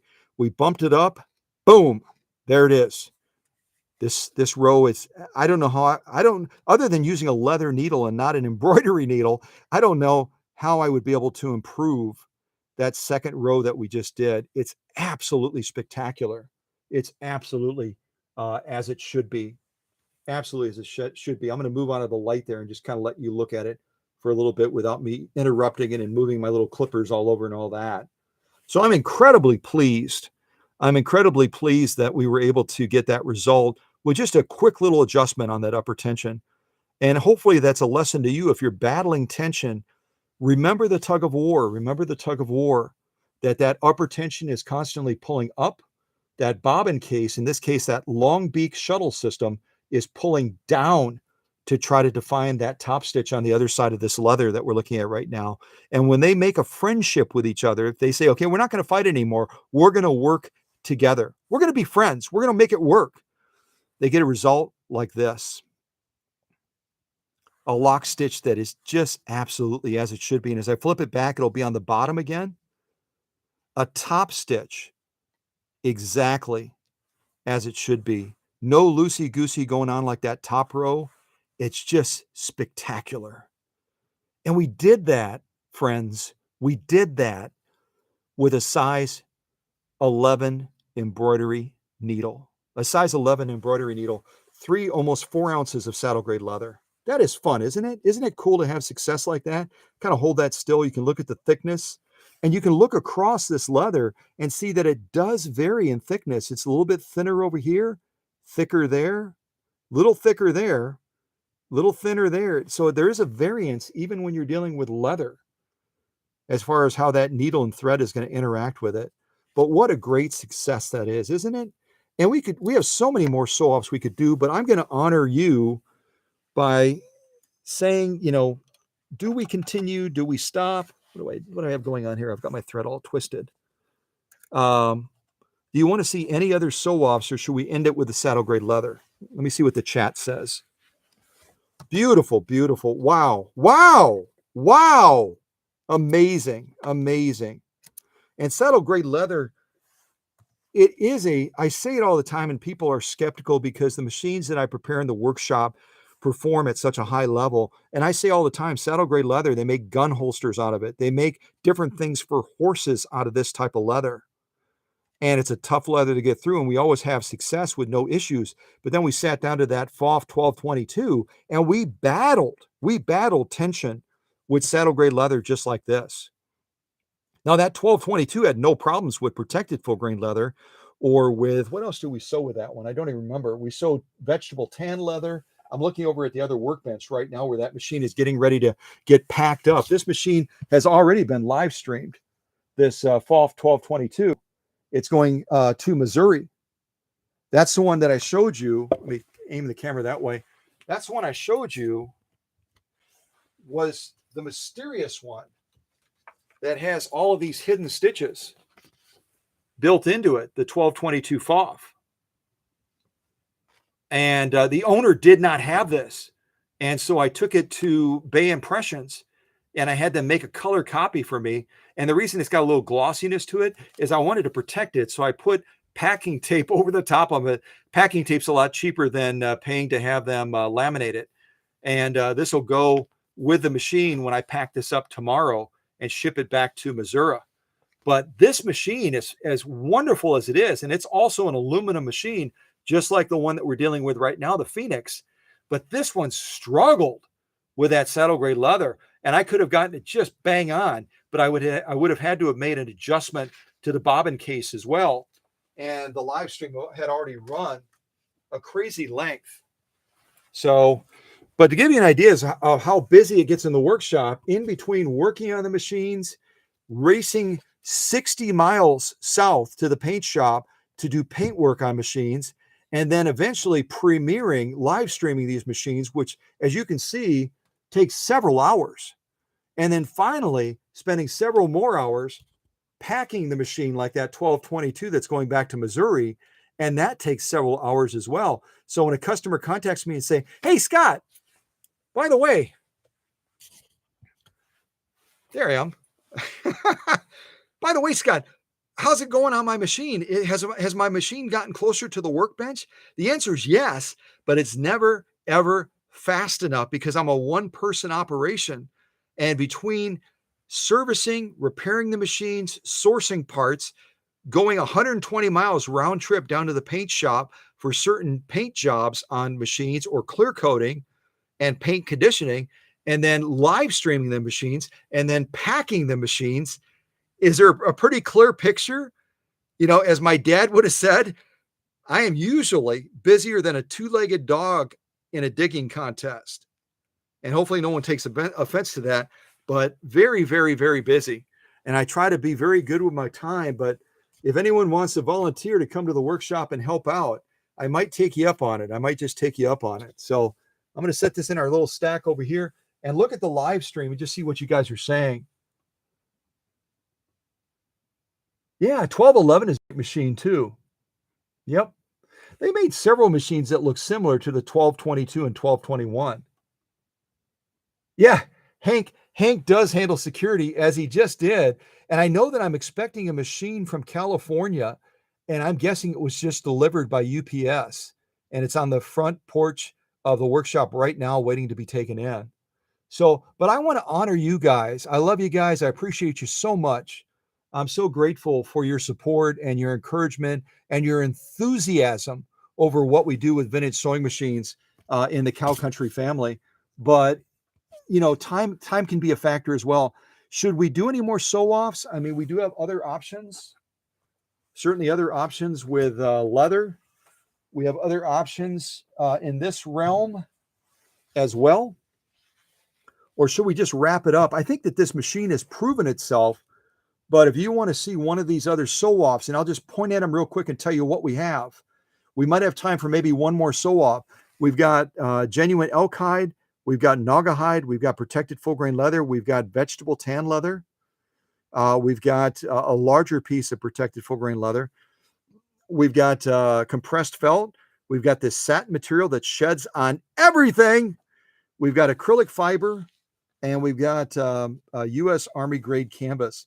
We can stop. I'm totally cool with that. We can absolutely stop. Or if there's one more sew-off you might want to see, then we can try it. But we've been running over.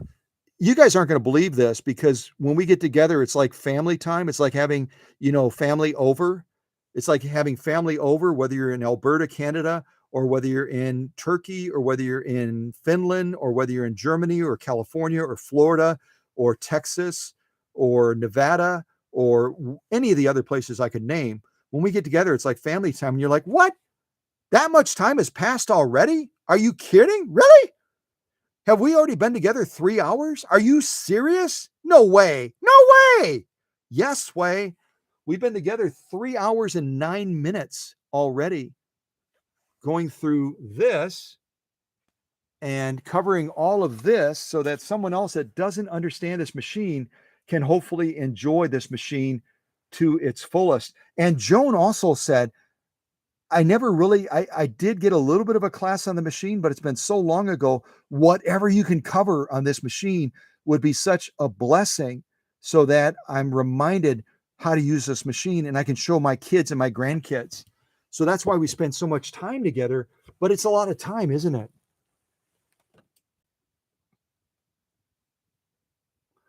I'd help if you're close by. Well, thank you, Olivia. That's so sweet. I appreciate that.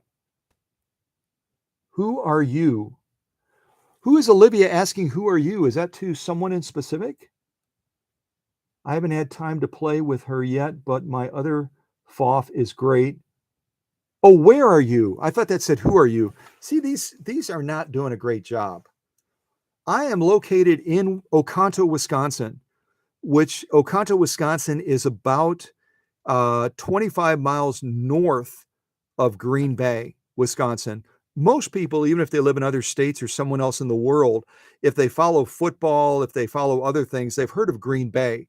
So usually if I say I'm 25 miles northeast of Green Bay, they're like, oh, yeah, yeah, yeah, I know where that is. I know. And we're right on the Bay of Green Bay. We're right on the water practically. And I will oftentimes take folks down when they visit, or I will vicariously let them visit through videos I shoot of the Bay of Green Bay and certainly other beautiful spots around here. But it's really nice to be near the water, isn't it? It's quite nice.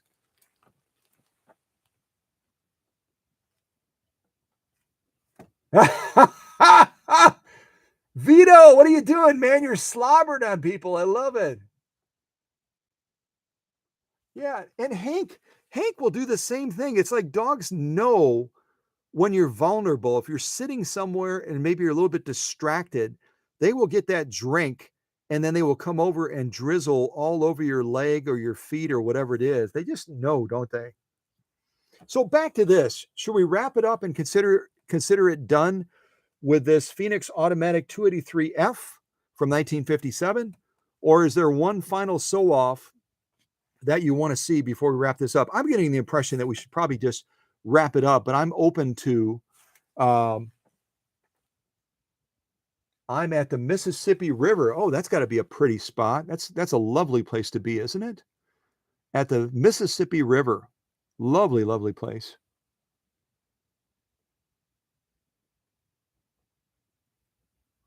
Yeah, it does take other attachments. It would have similar attachments to what you would see with singers. It certainly has a ruffler. It's got a zipper foot option. It's got a rolling hem attachment as well. It's got some other options certainly that go with the machine with this Phoenix. So ATE, is that what that says? My laptop's a pretty good distance away, and let's see. Lots of laughs. ATE. Okay, no one's chiming in. No one's chiming in. So I will consider us wrapped up at this point. I'll save these sew off prepared pieces. I'll save this for another live stream. We'll wrap it up and I'll end it in a little bit. I'll put on a little bit of music. I think I have some polka music queued up. I'll put on some polka music and let you wrap up your chats. It looks like you've had a wonderful opportunity to get to know each other, to make new friendships, to meet folks from around the country, around the world. And that's really what this classroom is about as well. It's exchanging information, and it's also forging new friendships and expanding our family. Our Cow Country family reaches around the globe. And isn't that fun to share that interest of vintage sewing machines and love of sewing and just appreciation for these works of art, like the one that we had the privilege of working with today. I mean, this truly is a work of art from 1957. And it's such a neat opportunity to be able to run it through the paces. There's so many other sew-offs we could do, but you know what? We don't always have to do all that I prepare. I was here late last night till probably 10 o'clock Central Time, doing the final adjustments on the machine, just checking different things, doing some test sew-offs, which are actually underneath the bed right now in the back. But I did a ton of test sew-offs as well with this machine just to try to see how it responded with an embroidery needle for different sew-offs. And that prep sometimes pushes me to prepare other things that we can't even get to, and that's okay. Who cares? We had a chance to run it through a lot of pieces. You've gained hopefully a new appreciation for this 1957 Phoenix Automatic made by the Adler Sewing Machine Company. And it might even inspire you if you're out and about, you're somewhere, and all of a sudden you see this machine, you've seen its capabilities when it's gotten the workshop magic, and maybe you'll end up sending another one into the workshop. Wouldn't that be cool? We would be able to see another Phoenix Automatic, and maybe instead of being a 283F, like right there you can see on the pillar, maybe it'll be a 282F instead. And we'll be able to see that machine do its dance as well. But thank you so much, everybody. I'm going to put on some polka music as you need to step away and you wrap up your goodbyes with everybody and say adios to your new friends. You can enjoy a little bit of polka music, and then I'll end the live stream in a little bit. But first of all, I'm going to move this camera way back. And I'm going to take this huge bed off so I can get a little bit closer to the machine. And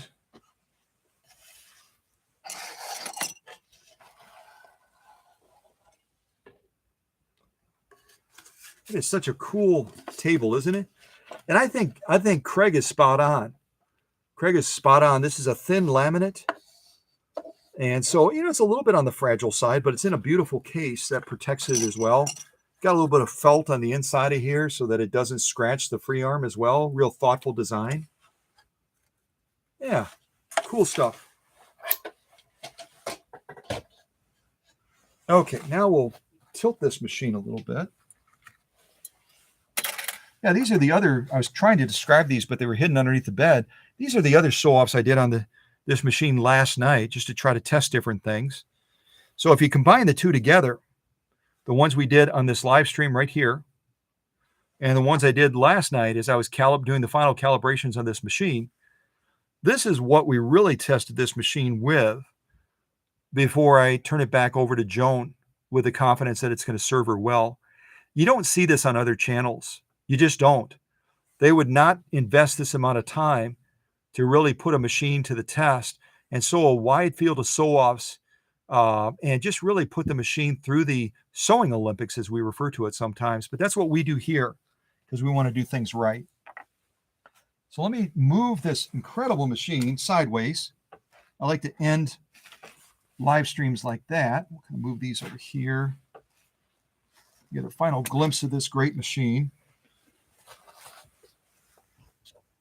Hopefully that's not too close. I don't think that's too close. No, that's good. That's good. All right, a little bit of polka music. Thanks again, everybody.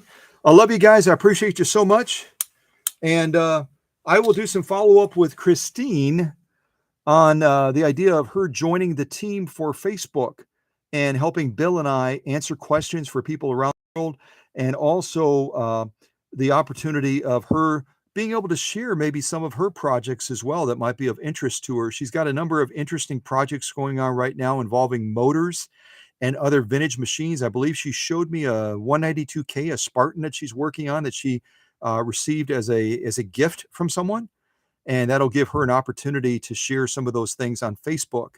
And, if anyone else is interested in taking a step forward, either on Facebook and helping Bill and I, and soon maybe Christine, if she, wants to follow through on that offer and opportunity, or if you want to be considered potentially to be a moderator on the YouTube channel as well, I would be totally open to that. But I would, just so you understand, I would not make a decision of bringing you on board the YouTube channel without involving the other moderators as far as input. We did the same thing with a friend of ours that was over in Paris, France. We did it with Hans from Sweden when he was helping out with the Facebook page and that. I always like to involve those folks that have that little wrench in front of their name. They're not just moderators. They're part of what I call, with a great deal of affection and respect, they're part of my leadership team. And so I don't make decisions without involving them in some way. And I'll certainly, let Bill know that I've made an offer to Christine to get involved with Facebook. I'm sure he'll be all on top of it because he's such a busy guy, even in retirement, that sometimes it takes us a little bit longer to get back to questions that people have that they throw out to us. So having an extra set of hands on deck. And previously, just to give honor where honor is due, Paula helped with that as well. Sonny helped with that as well. And now they've moved over to focus mainly on supporting me on the YouTube channel, which is fantastic. But at any rate, I'm just throwing that out there. So, all right, a little bit of polka music. Beautiful machine. I think it's the first time we've seen this machine on this YouTube channel, which is always kind of cool. Oh, wow. What did I do? I hit the wrong button. Give us some polka music.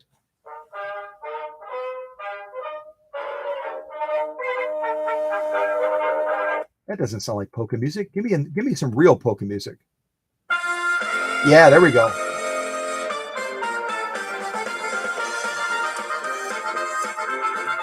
Take care, everybody. God bless.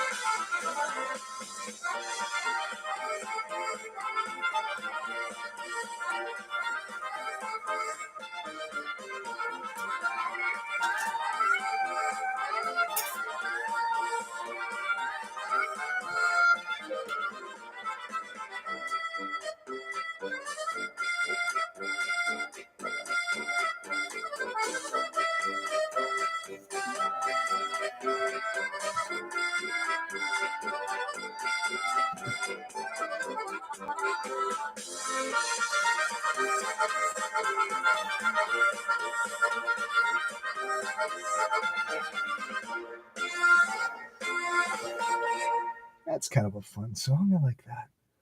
There's another polka. That's boring. Let's see. Yeah, it's like we're at the circus. Oh, yeah, here we go. Here's polka.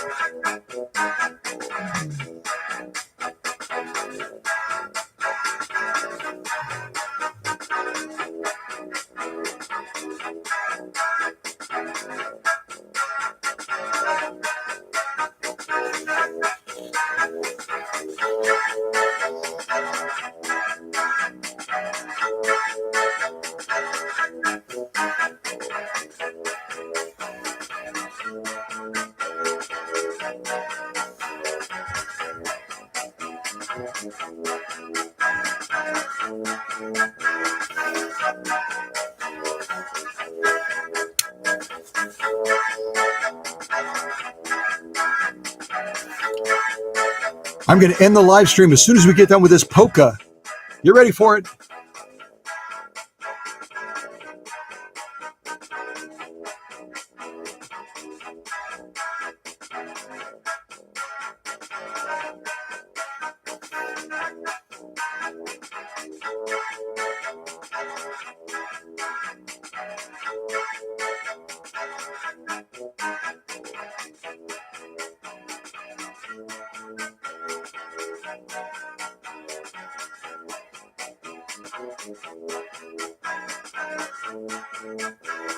This one goes on for a while. Come on, guys. Shut down your tuba. Shut down your tuba.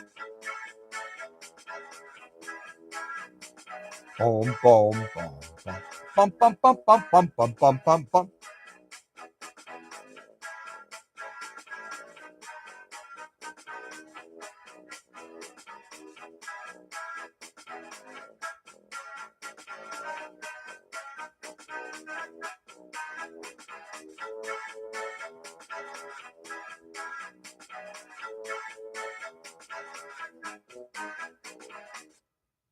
Thank goodness.